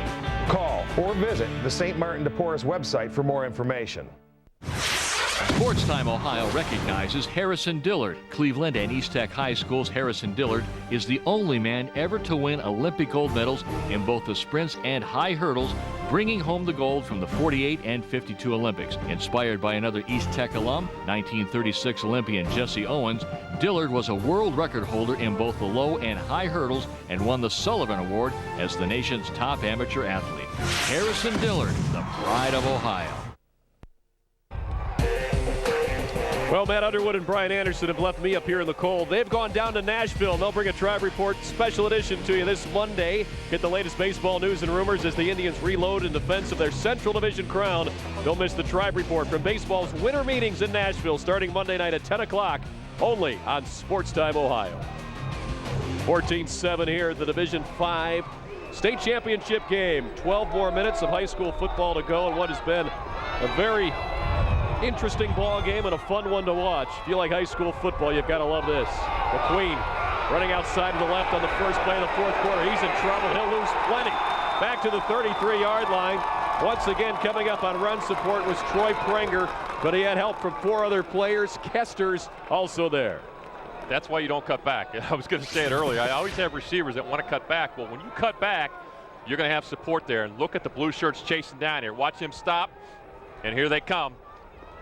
Kester's is there first, and you got a host of blue shirts coming. Fort Camp there as well. You got to cut. If it's not there, you just got to cut it and follow your blocker. See, at this point, there's no blockers, and he's on his own. It's a 5-yard loss for McQueen. He's now at 66 yards on 12 carries through the air, 3 of 9 passing for 102. McQueen again on the run inside the 30 and back near the original line of scrimmage. Tackled over there by Luke Holman. 3rd down and about 10 coming up, and McQueen slow getting up. Harold Coates is a beast. Talk about looking like a couple of former Buckeyes I've seen the O-line. Watch 74. He's going to get a pancake right there. That's the end of the play. Literally, he put Luke Holman on his back. Look at this, 74. Watch this. Pancake. Coates 6'3", 327. McQueen on 3rd down and 10 from the gun. Needs to get to inside the 19 for a first. He'll try to run it there. Won't make it. Stopped at the 23. Got about 6 or 7. And you would think this is go for it territory here. No field goals with 10:20 to go. And that's a great pickup. Kessler's going to make the tackle again, but he got enough that Coach Reardon can probably go for it here. 4th and 5. You got field position. I don't think they're in any position to kick a field goal. From the 23-yard line, it'll be 4th down and 5. And I say run the football. I mean, the passing game has not been exceptional today. Run the football, do what you've been doing, put the ball in the hand of your quarterback, and get it done. And Ursuline is 3 for 3 on 4th downs today. McQueen in the gun. Now we've got a whistle, and the down clock is at 0. But I think Ursuline got a timeout. Yes, they did just in time. Now they only have 1 remaining with 9:48 to go. And they're trailing 14-7. And Greg, a chance for you to put the coach's cap on once again. You talked about running. Do you run McQueen? Do you try to go with the running back? Or what about a play-action pass? Well, first of all, Coach Reardon took some extra time in trying to decide what that play was going to be, which is why the 25-second clock ran down. It's a good timeout, though. You want to make sure you're in the right play. And I go back to what I said a little bit ago. I still think you got to run the football. They've not done a great job throwing the football. I mean, he's done an okay job, but they've not protected well. Here's the all-district selections for Ursuline. They have so many good players on their team. Here's 5 of them that have led them to the state title game.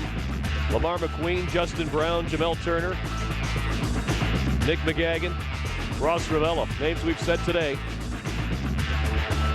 This Ursuline team now facing a 4th down and 5, and they'll be looking to McQueen to trigger this somehow. This current drive, 8 plays, 53 yards, 4 minutes, 11 seconds. So Ursuline now with an impressive drive on offense, but can it continue? And Alan Jones is out there too, number 28. You know, they've run McQueen so many times faking to Jones. I would not be surprised if they hand it to Jones on the fake. We'll see what happens on 4th and 5 of the 23. McQueen wants to throw. And out of bounds, incomplete. The pass intended for Dale Peterman, but it sailed over there on coverage for Marion Local was Greg Kesters. Ball sailed a little bit. I think the wind got that ball, pushed it out of bounds, but it's easy to make the call up here. I just think you have a better opportunity to run the football, which is what they're good at. You know, Peterman does a great job going up after it, and sure, in a one-on-one situation, he can make the play, but his feet aren't going to be in if he comes down with it. Actually, that was Prenger who made the play Very defensively. good coverage. So 1st and 10 for Marion Local at their own 23, 9:44 to go, and they love another 9-minute drive here. Would put the game on ice. Schaefer, the good carry on 1st down up to the 28-yard line. Well, just going back to that 4th down call, the one thing about Dan Reardon, you can't say he didn't go for it. You know, he said we're going to go for it and we're going to take a shot and go for the end zone. He had a one-on-one situation, which is, I'm sure, what he wanted. Credit Marion Local defensively for the stop. Schaefer now with 14 rushes today, 60 yards for the starting tailback for Marion Local. 2nd down 5 here after that last 5-yard gain. The Flyers own 28. And Stuckey got the 1st down to the 35. 7 yards. You know, in many ways, Greg, he looks like a running back when he carries. Very impressive. He's just got such a field presence. You see him he cuts back there and he spins and gets the positive yards, just like a great running back does. They're going to fake the dive, but he's going to follow his fullback at home again. And just presence of mind. He's really impressed me with the poise and leadership he's showing out there. Now Stuckey will give on the draw to Schaefer. Took some hard hits, but took it to the 38-yard line. Let's go down to the field now. Andre Knott, what about those Marion Local helmets? If you look at them, Greg Fry used to get Buckeyes, I believe, when he was an Ohio State Buckeye. But if you play for Marion Local, you can get 2 different stickers on your helmet. If you look at the left side, you have the skull and bones. That's if you make a great defensive play. On the right side, though, it's a little bit nicer. That's when you make a good play on offense. Greg, you may have to try those out next year. No Buckeye leagues for you anymore, No, huh? typical defense. They like the skull and bones. You know, it just never surprises me. Schaefer now 15 carries, 63 yards. Stuckey 10 for 64. Stuckey to throw here. Got another 1st down with the wide receiver open. Alex Moeller, who's made some big catches today, hauls in another one there. A great catch to get a one-on-one situation, and I cannot say enough good things about Chris Stuckey. And how about impressive call throwing the football. There's 8 in the box. Really, the throw was there, and I think it's a good call offensively. Yeah, Alex Moeller with his 3rd catch. He has the touchdown reception. 1st and 10 now at the 49 for Marion Local. In motion comes Marcus Moeller. And spinning. Schaefer lost the ball. Ursuline's got it. Coming the other way with the ball and heading towards the end zone is big number 99 for the touchdown. Justin Brown has gotten Ursuline within an extra point of tying it up. 49 yards on the recovery for Justin Brown and the touchdown. Not only did Justin Brown run it back, but he stripped it away. He literally took it away from Luke Holman, picked it up, and Stuckey had a chance to make the tackle, and he ran over top of Stuckey.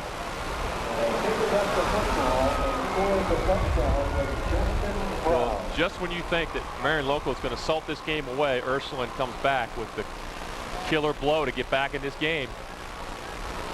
Now, we talked about big plays, and that's what this game has pretty much been. Big scoring plays, big bombs for touchdown passes, a block punt for a touchdown, and then a fumble recovery for a touchdown. And now an opportunity to tie it up for Michael Metzinger.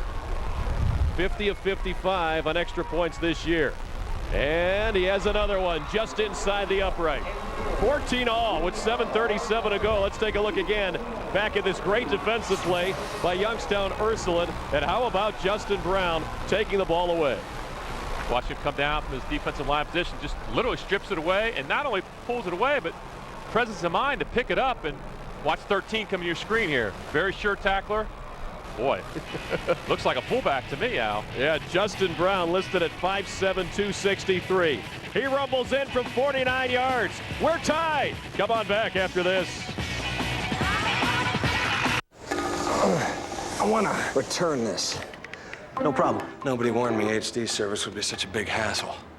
Oh, you must have satellite. Yeah. Should have gone with Time Warner Cable. Lots of HD choices? Oh, yeah. Even local channels. Plus, they got tons of on-demand in HD. I'm gonna need some help. Nah, Time Warner does everything. No, I mean getting this back in my car. Would you grab that end? Avoid satellite hassles. When you're ready for HD, Time Warner Cable is ready for you. Did you park close? Buy one, get one half price. At Conrad's, that means half the price of our everyday low prices. It means half price on major tire brands for whatever you drive. It means Conrad's doubles your deals on manufacturer specials, and we install in 30 minutes or less. And right now at Conrad's, buy one select Goodyear tire and get one half price. Half price tires, 30-minute installation, only at Well, Ben Schaefer has made big plays all day today. Holman, the running back here, loses the football. The strip, the recovery, and the touchdown all by number 99, Justin Brown. And Youngstown Ursuline has tied the game at 14 with 7:37 to go. You want a big play? Justin Brown delivers. How about that for igniting the Ursuline faithful? They are going nuts on the opposite side, and they should be, because their team was looking down the barrel of a loss to Marion Local, and all of a sudden now they're in it with momentum. Metzinger to kick off. Deep in the middle is Dylan Kramer, but he's up tight at his 12. Into the wind, the kick goes. It's a grounder. It'll be fielded by the right return man. Bertke, he's got room. Down the sidelines, that's Ben Smith. Ben Smith could go to the 20. Out of the 17-yard line. Dale Peterman got him.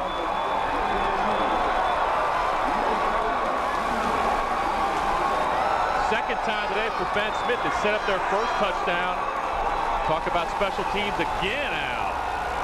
And Ben Smith has been huge. 68 yards on that return. They'll say that he made it to the 15-yard line. Let's watch it again. But look at the seam he's going to get. Look at the wall of blockers out front. They get him. There's nobody there.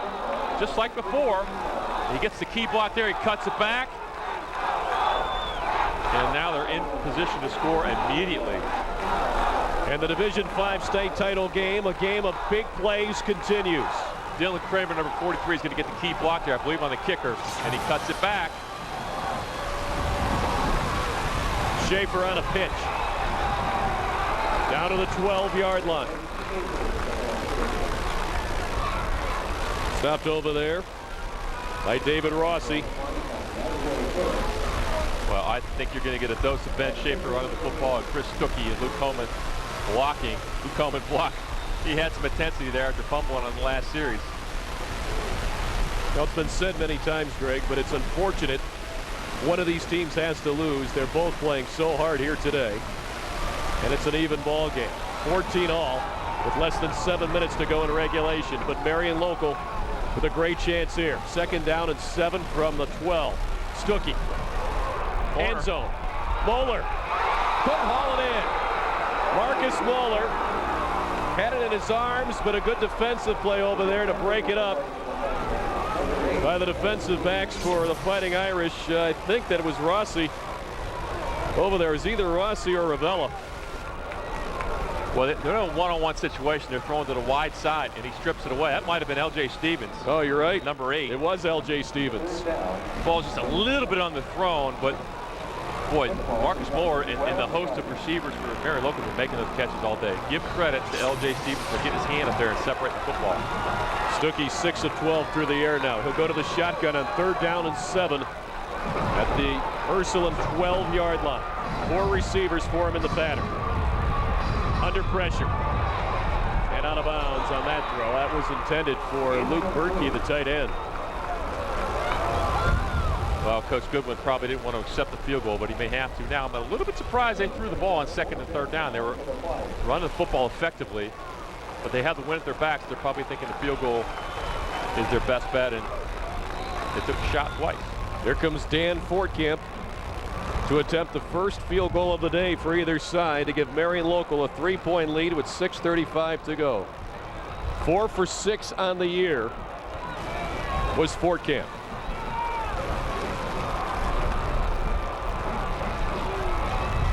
He's been their kicker since his freshman year. His biggest to date. Block! Loose ball to 25 and down at the 28.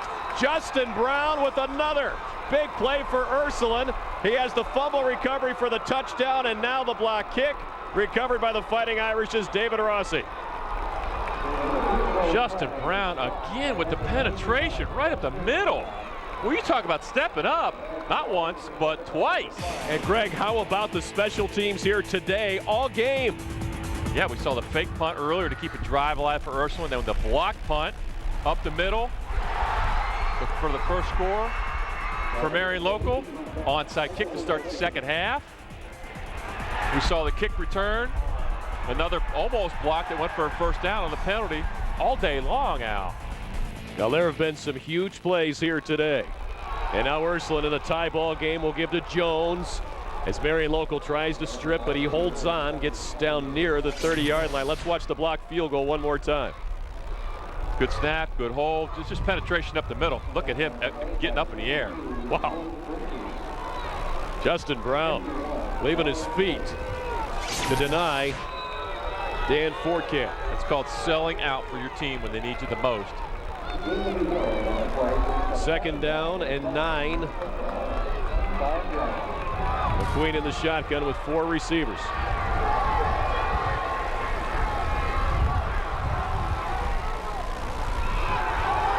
Slant, incomplete. Dale Peterman was there. Covered on the play by Troy Pringer. Well, that could have been a touchdown. That ball was on the money. Peterman, if he hangs on to that, there's only one defender, Dan Fortcamp, that has a chance to make a tackle. Well thrown ball. On the money. Fortcamp's the only guy that makes a tackle here. That's a touchdown. McQueen now 3 of 11 through the air for 103 yards today. 5:43 left in the ball game. 14 all in the Division 5 state championship game. McQueen again to the shotgun. 2 receivers to each side. Blitz coming. Screen. What a pick by Luke Bertke. He could go. Touchdown, Marion Local. What a play. Are you kidding me? They try to throw the screen backside. Luke Bertke, 6'4", 205. Hello. 16 yards on the interception return for Bertke. And the big plays continue.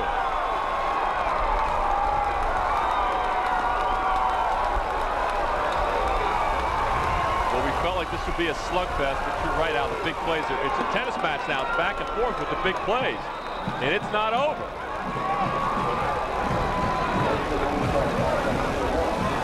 Fortcamp on to attempt the extra point.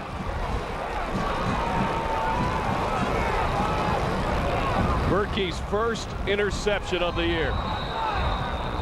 And that extra point blowing dead before the kick.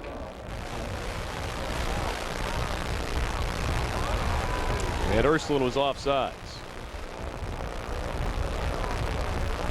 Of course, you'd have the option of taking it halfway and going for it, but I don't believe they'll do it. Dead ball, encroachment on the defense. Well, I mean, they'll take it on the kick. We're gonna try again. They'll do it again. Yep.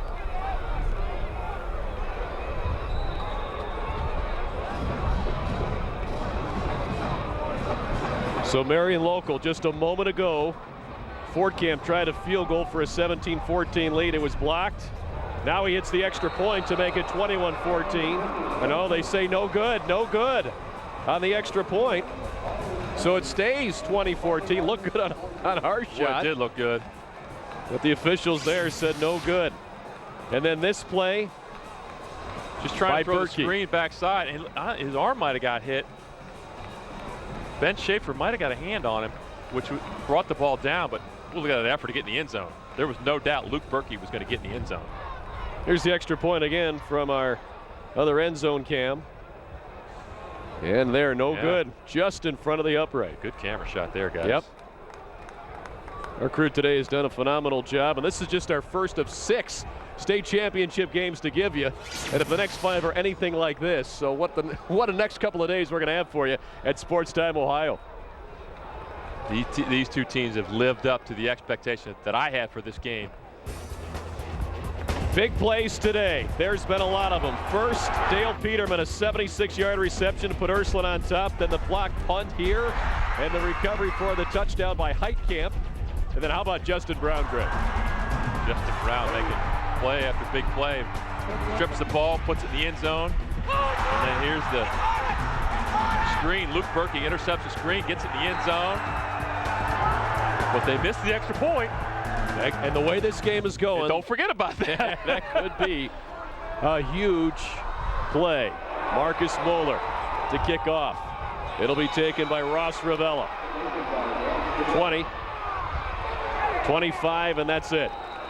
Let's go down to the field. Andre Knott. You know, earlier in the week when we were able to talk to the coaches, both of them said the big play opportunity must be taken care of. Well, we've obviously seen that the big play has played big in this game. Now that Ursuline has the ball in 5 minutes and 28 seconds to get back into it, the question that they must answer is, where has Daryl Mason been in the second half? He's been rather quiet so far. Yeah, and the Marion Local defense, too, Andre, has really held him. I think Marion Local's taken him away, and really Dan Reardon's decided to go more with Alan Jones, put the speed back there, although Mason's in there now. Lamar McQueen in the gun. Make the handoff to McQueen. Nowhere to go. Ben Schaefer, the tackle for loss back at the 20-yard line. And Ben Schaefer's the one that got the penetration on the Bertke interception return. Just coming off edge, and he's staying home, which you have to do when you have an elusive quarterback. He's going to fake the ball to Daryl Mason, and Ben Schaefer stays home. Not only forces him inside, but makes the play. Now McQueen now on the ground, 15 carries, 71 yards through the air, 3 of 13 for 101. A touchdown, but 2 interceptions. Second down, call it 14 here from the 21. McQueen on the rollout. And incomplete. Looking again for Dale Peterman, his favorite target. Third down coming up. Well, he was pressured, but Marion Local had some confusion defensively. Ursuline had tripped receivers to the field. Only 2 defensive backs out there. They'll probably get that straightened out for the next play, but the pressure blew that play up. Third down and 14.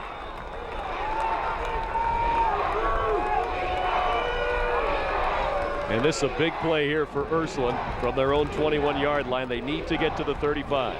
You might get one more opportunity if you can stop Marion Local, if you can stop them offensively. They're 3 for 10 on third downs today. Incomplete. Dominique Cole, the tight end, the intended target. Now it's 4th down with 4:44 to go, Greg. You've got to punt. You do have to punt, and he had. Dominique Cole open on a crossing route, throwing into the wind. The ball wobbled a little bit, just not quite able to make the throw and hook up. You got one timeout in your pocket if you're Coach Reardon. You got to play some defense here and get it back. John Cole at a punt. Chris Stuckey deep at the Ursuline 45. Into the wind.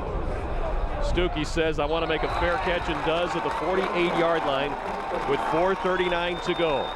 Marion Local with a 6-point lead and the ball. 1 timeout for Ursuline left, 2 for the Flyers. And it's a 22-yard punt, no return, and the Ursuline defense going to be called upon here to hold Marion Local and give the offense one more opportunity. Great job by Stuckey on the fair catch. You got a guy back there that you want. You know he's going to make the catch, and it's his job now to hand off and run the football and get a couple first downs. Probably 1 first down is key. 2 first downs is going to burn a lot of time. Schaefer sheds a tackler. Good hard running for Schaefer. Only got 2, but he refused to take the loss. Justin Brown again on the penetration. He's the one that missed the tackle, but he got enough of Schaefer to slow him down a little bit. And there's a flag, I believe. And it's a hold against Marion Local. Well, that'll hurt a little bit. Definitely going to help the cause for the Irish here. Came from where the play ended at the 45, so they'll mark them back 10. And it'll be first down and 18 here. And I think that's going to change the thinking for Tim Goodwin. He was thinking first down. Now he's thinking, okay, we got to run the football, burn some clock. Holding, offense, repeat first down. If you get a first down here, that's a total bonus. But if you can burn a lot of clock and punt, pin them down there and play defense, that's how you're going to win the state championship. Sixth penalty against the Flyers today for 66 yards total. From the 45, Stuckey to the 48. Tackle there, Harold Coates. Yep, Harold Coates. Once again, he's made some big plays. And the players that we talked about at the outset that we thought were going to be key players today for both sides, they've been the ones making the plays. They have been, and you know, you talk about the battle of the trenches. Boy, I think it's kind of been a toss-up today. Both teams very physical, very aggressive up front. Guys are making plays on both sides of the ball, which I would expect. Second down, call it 15 now from the 48.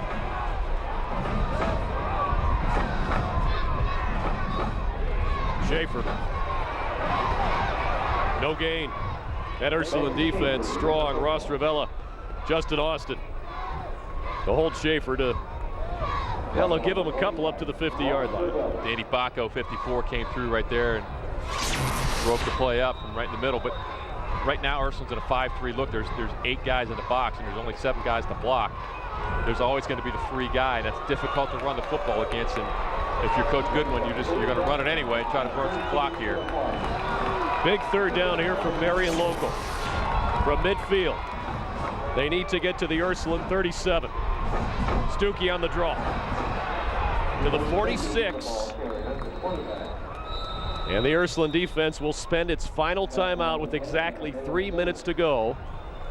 And the offense will get one more opportunity, you would think. Marion Local in a punting situation here. Without a doubt.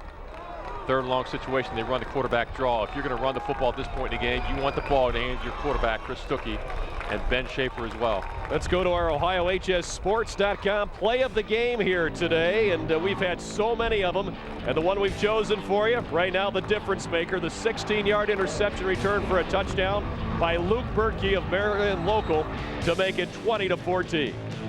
And I'll tell you what, Ben Schaefer's the one that got the penetration to blow that play up. And if that ball is well thrown, there's a host of white shirts out there to block it. That play could go either way, but credit the defense of Marion Local to come up with a monster play when the momentum was going the other direction. You know, Luke Bertke, another one of those key Marion Local defensive players. There's his numbers. He'll be back next year for Marion Local, and this team is impressive. They come up from Division 6 to Division 5. They go to the title game here today against a very tough Youngstown Ursuline team, and with 3 minutes to go, they have a 6-point lead. Now, the special teams have been an adventure. Dan Fortcamp will punt. This is not just a gimme punt here today, Greg, is it? No, you better get rid of the football. Peterman's deep for Ursuline at the 13. Good snap. Punts away. Peterman will take it. He's got Bertke hounded on. Got away from him, but not much else blocking-wise. Still creates something to get up near the 20-yard line. That's where Ursuline will take over. Let's head down to the sidelines. Andre Knott, this Marion Local team, impressive today. Yes, this Marion Local team has got 2 minutes and 50 seconds to do something that hasn't happened in a while, guys. The Flyers are hoping to become just the 4th school and the first in 12 years to win consecutive Ohio titles in different divisions. All right, Andre. So Marion Local, it's in their defense's hands now for Youngstown Ursuline. Their offense has 81 yards to tie this one up. They have time, but they've got a ways to go. They have time, but no timeouts is going to be a factor once they get down under a minute. But right now, there's plenty of time, and they have to remain patient. Now we've got a flag. Something happened before the snap here. I think misaligned. Dominic Cole was misaligned, I believe. You had 2 receivers split out to the right-hand side, Dominic Cole and Ross Ravella, and both of them were on the line of scrimmage, I believe. So that'll mark Ursuline back now to the 14. Ball, encroachment on the offense, first down. And they can ill afford to have penalties here. No, that's not the way you want to start the drive. There's your timeout situation. As we talked about, Ursuline is out of timeouts, so they've got to go now. Make it 86 yards in 2:50. First and 15 for McQueen. The run with blockers. Finds a hole up to the 20-yard line. Nice gain for McQueen. And now Ursuline will have to go to their hurry-up package. Well, they're going to hurry up, but I think it's important for them to continue to run the football. I think if they have to rely on Lamar McQueen throwing the football, that's what Marion Local wants. But you got to stay with your mixture here, be balanced. Second down and 9. We're going to have illegal motion. It appeared everybody started, but the center didn't snap the ball.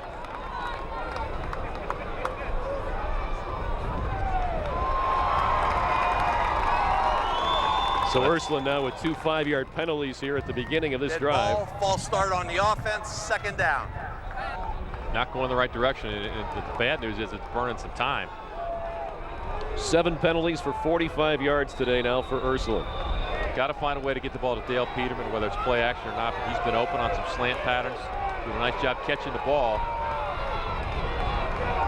Second down and 14 from the 50. McQueen flushed out of the pocket in trouble. Bertke makes the sack all the way back at the 7-yard line. And Bertke has been huge in the 4th quarter for Marion Local. That's an understatement. Making some big plays. Pressure comes from the right-hand side, and Ursuline has struggled with that pressure all day long. Marion Local's playing man defense, but they're bringing 5 and 6 every time, and the Ursuline O-line's struggling to pick it up. Third down and 22 here. McQueen down again at the 5-yard line. Clock continues to roll. 1:35 to go. 4th down. And that was Luke Holman that time 24. up the middle. Yep. Got to get the ball in the direction of Dale Peterman. It's 4th down. You better throw it to him. He's at the top of your screen. McQueen has time, but he needs a receiver. That's for Peterman, tipped incomplete. Knocked away by Dan Fortcamp. And Marion Local, with 1 minute and 11 seconds to go, can begin the celebration.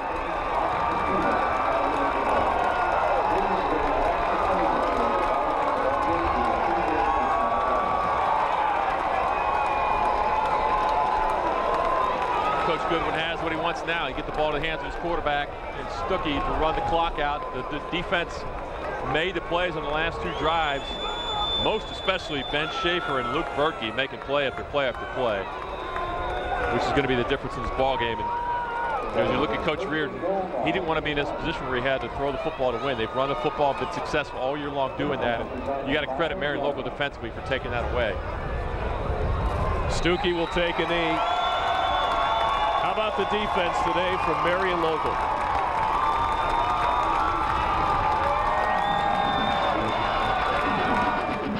They're just sound. They don't make mistakes. Stuckey with the interception. Springer with the knockdown, and here's the big play. Bertke, not only does he make the interception, but he runs over Lamar McQueen to get in the end zone. And here's a sack on the last series, which really ended any hopes for the Irish. Down to Andre Knott. Mitch Sweeterman has just gone into the game. He's the starting center usually for this Marion Local team. Well, he came down with mono last week, so he was not able to start. So Coach got him in here to be a part of this state championship win for Marion Local. And that should be the final play in the Division V state championship game for 2007. And the Marion Local Flyers are state champions once again at the Division V level this year after winning it in Division VI last season.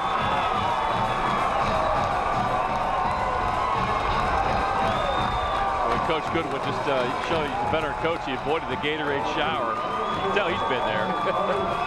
But another win by the MAC Conference. Tremendous effort by Marion Local. And a great effort by Ursuline. Well, a very, very entertaining Division V state championship game here today. To kick off our coverage on Sports Time Ohio, we have 2 more games to give you today, 3 more to give you tomorrow. And if those games, again, Greg, are anything like this one, they are fun to watch, hard-played games. The only negative is a team like Youngstown Ursuline, who played so well this season and today, has to go home empty. They do, and they've got they're going to have to hang their heads high. They've done a great job all year long to get to this point. They got a good football team. I was very impressed by them today. The Marion Local, to me, balanced offensively. They throw the ball, they run the ball, and they play great defense. And oh, by the way, they play pretty sound special teams, and that was a factor in the game today. And you know, when Ursuline came back and really got some momentum in the second half is when Marion Local responded to adversity, and they deserve to win. And when you have two fundamentally sound teams like these two programs are, you have to look for the big plays to try and win the game. And Greg, today was the story of the big play. Every score was on a big play. Boy, that second half, and especially the fourth quarter, what a tennis match. Both teams coming up with big plays. Justin Brown strips the ball away and returns it for a touchdown. But the final big play was Luke Bertke with the interception for a touchdown, and that was the difference maker in the ball game. Yeah, what a fourth quarter for Luke Bertke, who got the interception for the touchdown. Then he made a sack on the final defensive stand for Marion Local as well, and they win it today by a final score of 20-14 over Youngstown Ursuline. And as we talked about, it's awfully difficult to move up a division, but Marion Local not only moves up, they win the state title in the year they do it. Let's go down to the sidelines now. Andre Knott with the winning coach for the Flyers, Tim Goodwin. Coach, you got a little bit of an ice bath there, but first of all, congratulations. How happy are you for your guys? This is special. This is very special.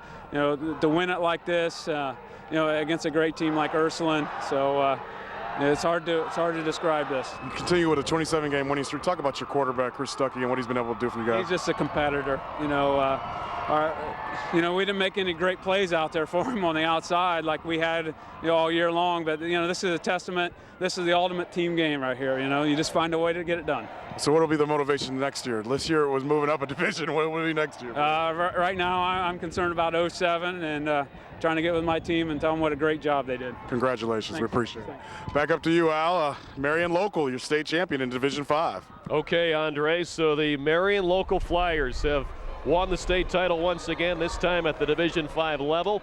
We'll come back with a trophy presentation in just a few moments. Keep it here on STO. Again, the final score in the Division 5 state title game. It was the Marion Flyers 20, the Ursuline Fighting Irish 14. It's Ozzy's first Cleveland solo show in 4 years.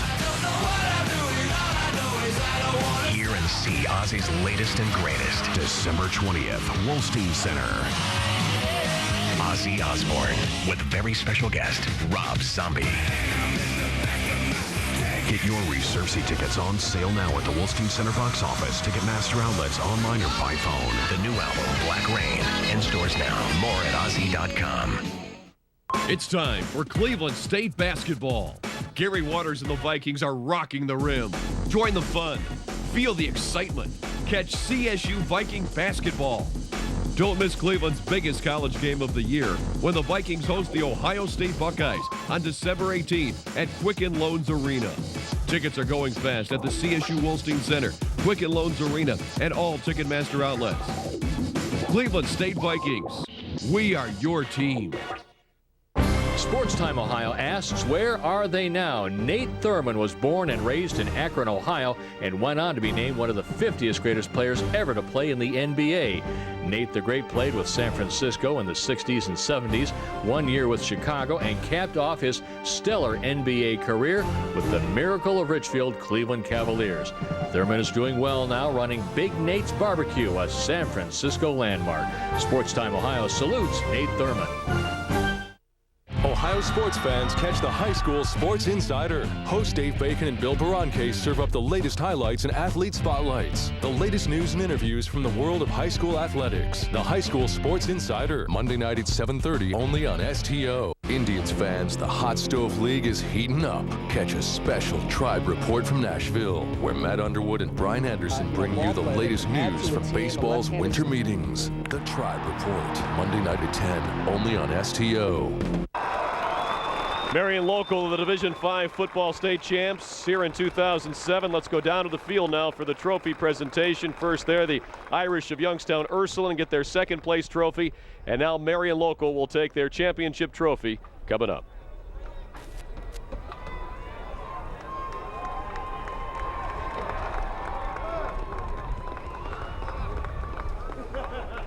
So the Fighting Irish with a great season, but Marion Local with one just a little bit better, capped off by this win here today.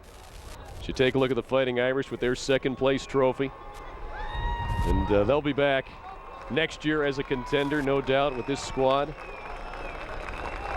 Coach Reardon, a fine job. A tremendous job. They, it's going to be a tough pill to swallow. They were able to win in 2000 under Jimmy Bevo, but not quite going to get it done this year, but they really should be very proud of their effort. They ran into a great football team today. Once again, ladies and gentlemen, Jeffrey John, Sports Promotion Manager for the Canton-Stark County Convention and Visitors Bureau and chair of this year's Football Championship Committee, will present a commemorative 2007 State Championship Game football.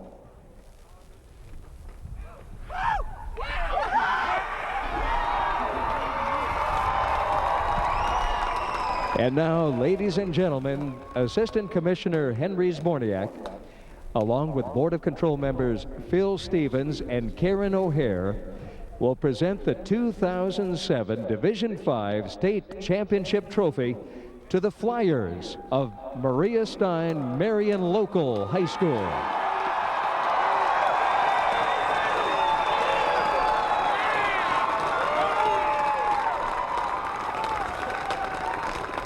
What can you say when you have back-to-back championships?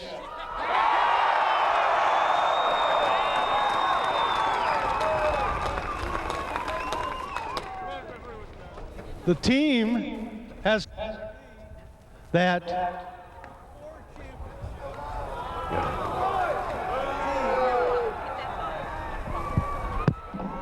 the team has told us that 4 championships will not be enough.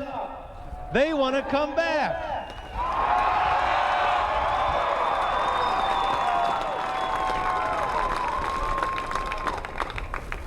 The championship trophy goes to Marion Local.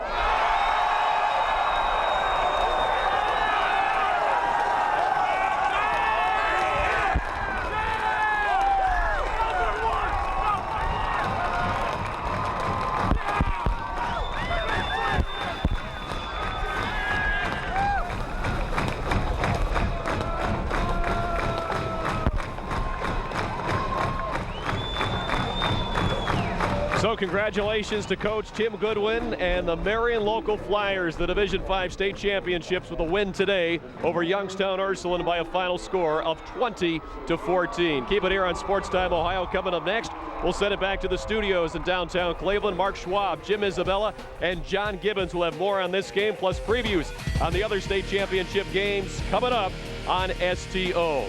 For my partner, Greg Fry, our sideline reporter, Andre Knott, our producer, Jim Murphy, and our director, Pat Murray, I'm Al Pulowski.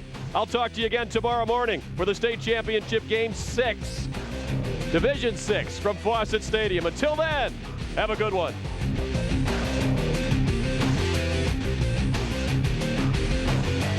Try this. Certain restrictions apply. What is this? Phone company disclaimer. I could never read it before. Some fine print can really open your eyes. Go on. Subscriber line charges. Excellent. Doesn't sound excellent. With Time Warner Cable's home phone service, there are fewer fees. Now on to page 2. And less fine print. So it's easy to read and easy to trust. Switch today. You know how it can be when you fly out of that big airport on vacation. Those long lines, the crowds, and confusion. They can get you so uptight. It takes a day or two just to calm down. So next time, fly out of the Akron-Canton Airport. A better way to go. Visit our website and learn about all the ways we can help your next vacation get off to a more relaxing start. You only have one chance to be aware of all your surroundings when you're driving. Don't ruin that one chance and take the risk of ending your life and someone else's.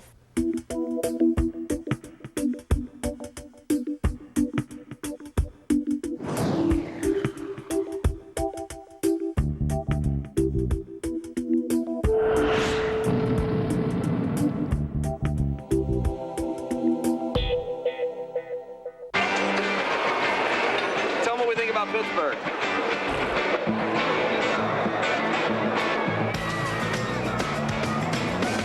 Hi, I'm Braylon Oates. The Cleveland Browns are proud to bring you our new family zone. Now you and your team can enjoy the ultimate fan-friendly game day experience that's perfect for fans young and old. Visit clevelandbrowns.com for more details.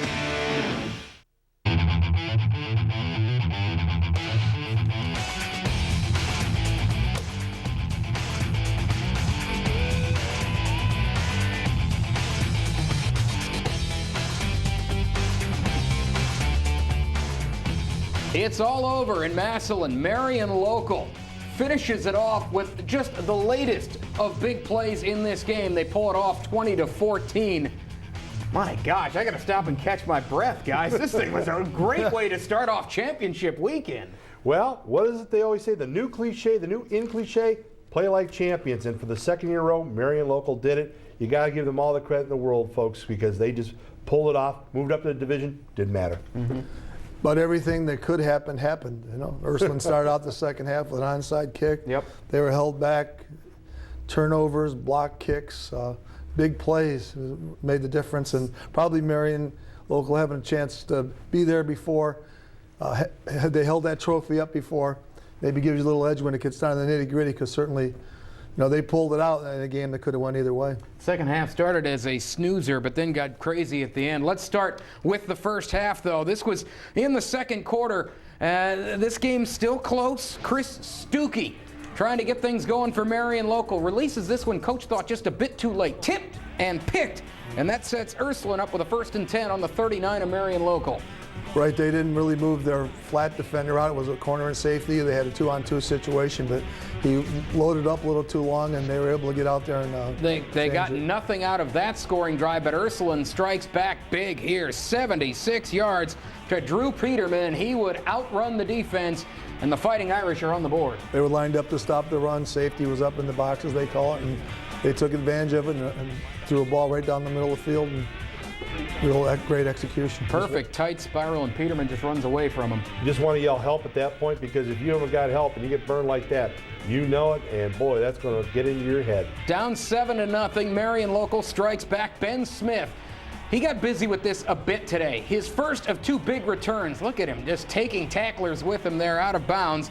That's to the Ursuline 39. That gets them down close, but on 4th down, they go for it. And Nick McGagan says, no way. Gets in and swats the ball out of there, and Ursuline takes over. I call that the rub play, and they didn't rub the corner sat out there. He didn't go inside.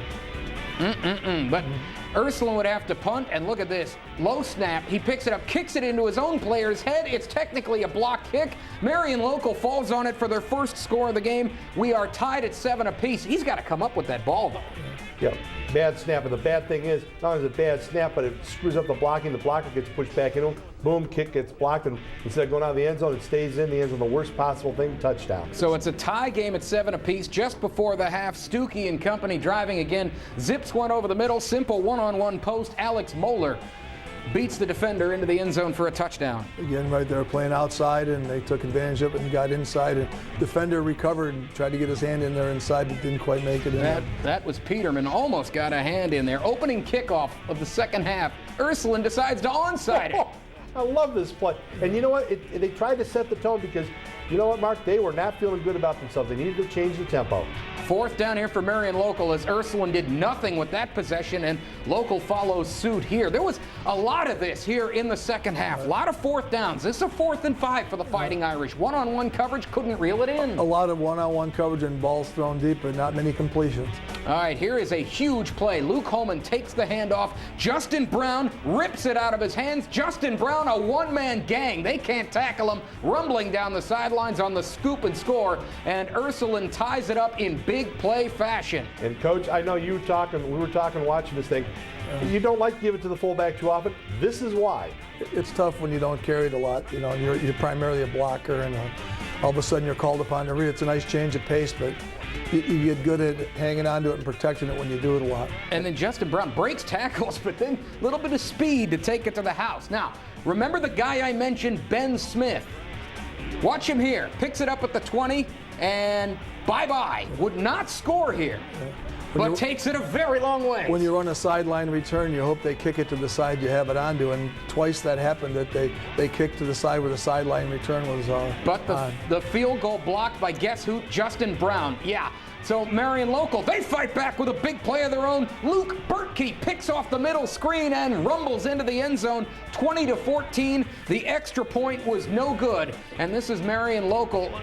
Look at this play. I mean, you hardly ever see. They spread him and they faked to the tailback to their left and tried to throw him a screen, and they were an aggressive defense, which you think a screen would be good against, but the screener was caught behind a rusher and he picked it off. You hardly ever see screens intercepted. Desperation time here for Ursuline, 4th down and a ton. They throw the incomplete pass, and that just about does it. They will run out the clock. Can't catch the coach. Can't catch it. We got to hit that man with some Gatorade. They switched to a 4-man line, and they were in pass rush mode. Stopped the run on the way to the quarterback, and they knew they were going to throw the football. And the front four put adequate pressure on him, and the coverage was off, and they were buried deep in their own territory. And congratulations to the Flyers of Marion Local, the 2007 Division V champions, Youngstown Ursuline. An outstanding season in their own right, the state runners-up. And, you know, Jim, you look at today's game, 20-14, so 5 touchdowns. You had a 1 on a bomb, 1 on a blocked punt for a score, 1 on a fumble strip where the defensive end picks it up and runs it all the way back. Then a screen pass is intercepted and run back. The 22-yard post pattern over the middle for a score by Marion Local. That's like the most ho-hum score of the day. Well, and the thing is, if you're Ursuline, you got to be thinking to yourself, wait a minute. We lost the game because we couldn't snap the ball and get off a punt. We gave the ball away on a screen because our quarterback looks away, throws back like he's supposed to, but somebody smells it out.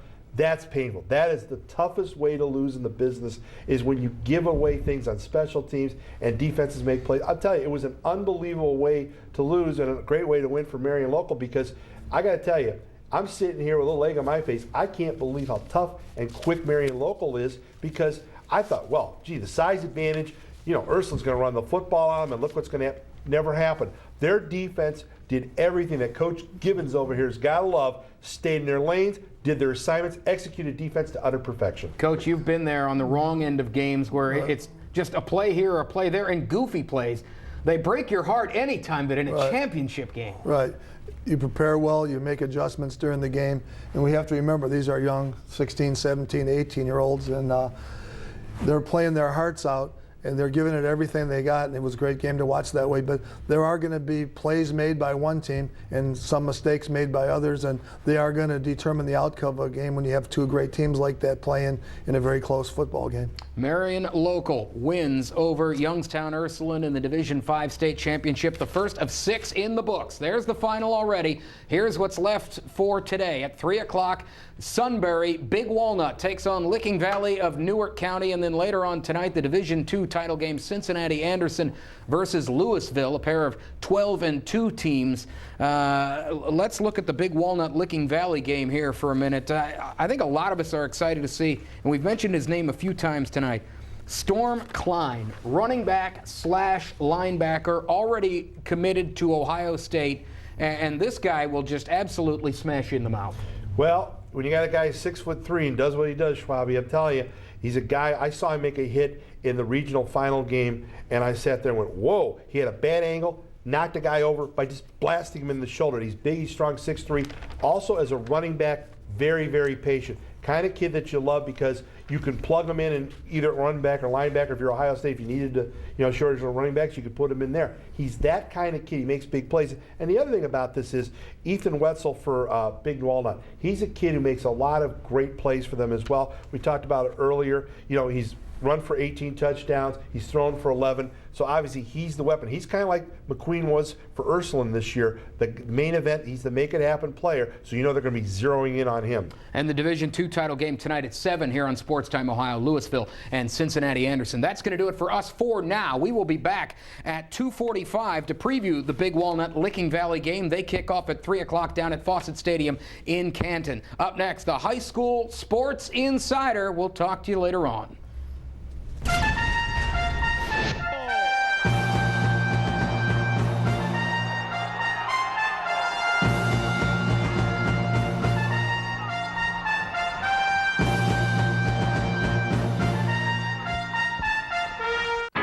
neighborhoods everywhere, you can talk to friends with complete confidence. Travel at blazing speeds without a care. And count on watching what you want, anytime you want.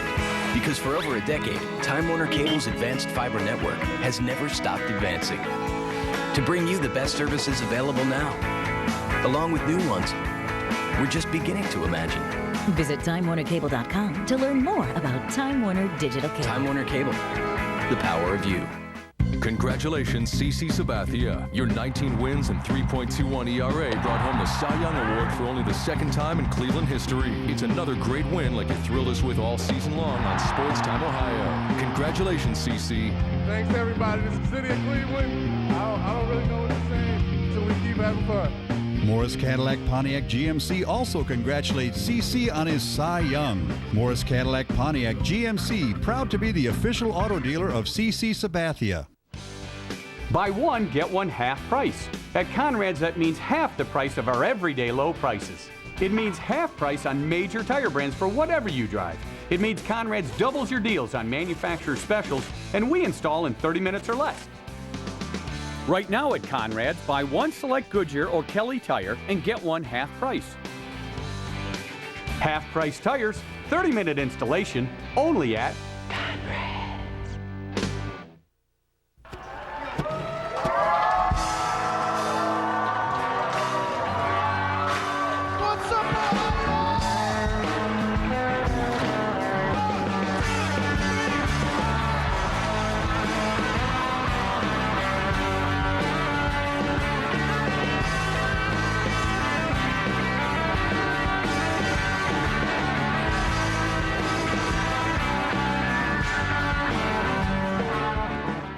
Looking for the fastest way to buy and sell race cars and performance parts online?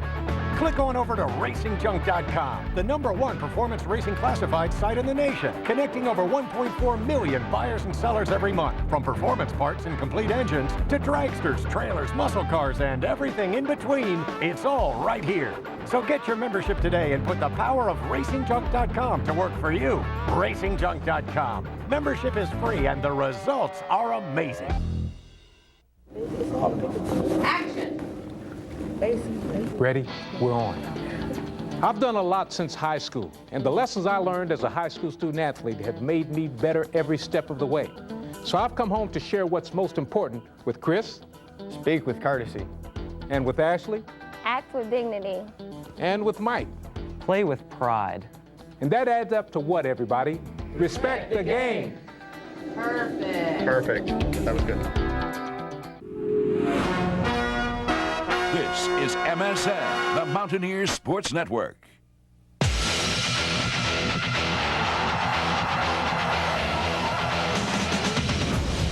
dominating performance against UConn has us #1 in the conference and in the nation. It's been a classic season with some huge moments. We'll take a moment to look back at some of my favorite clips. Well, the stakes, they couldn't be any higher, so we'll bang out the details next on Mountaineer Magazine.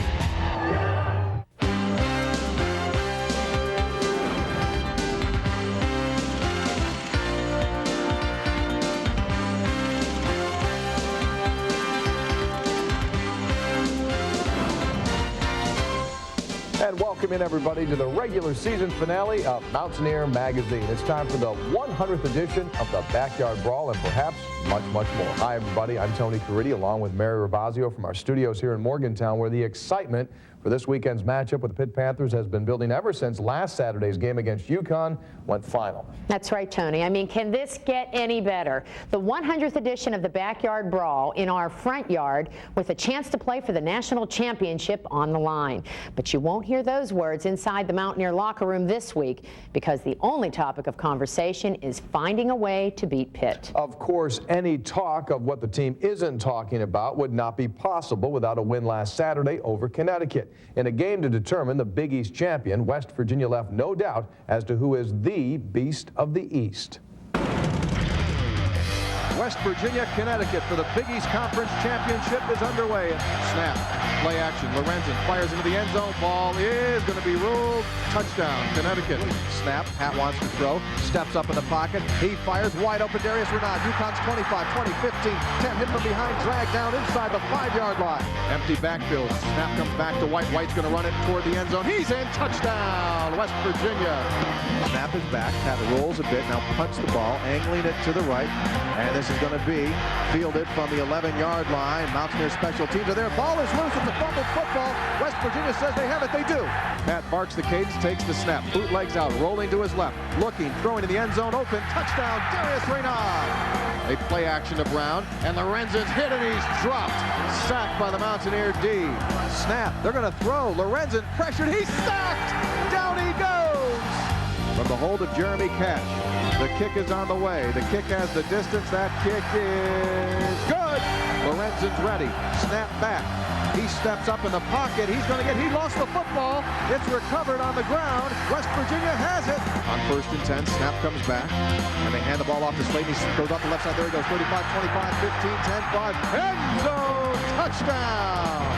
Snap back to White. He drops.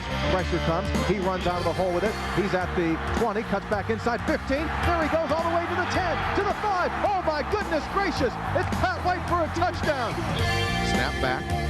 Handoff goes Devine, and here he comes. 40, 45, midfield, 45, through 2 defenders, keeps on his feet, all the way down inside the 30-yard line of UConn. Snap back, and the handoff goes to Devine. Here comes Devine, 20, 15, 10, 5, put it in the book. Touchdown, Noel Devine. Donald Brown dotting that eye.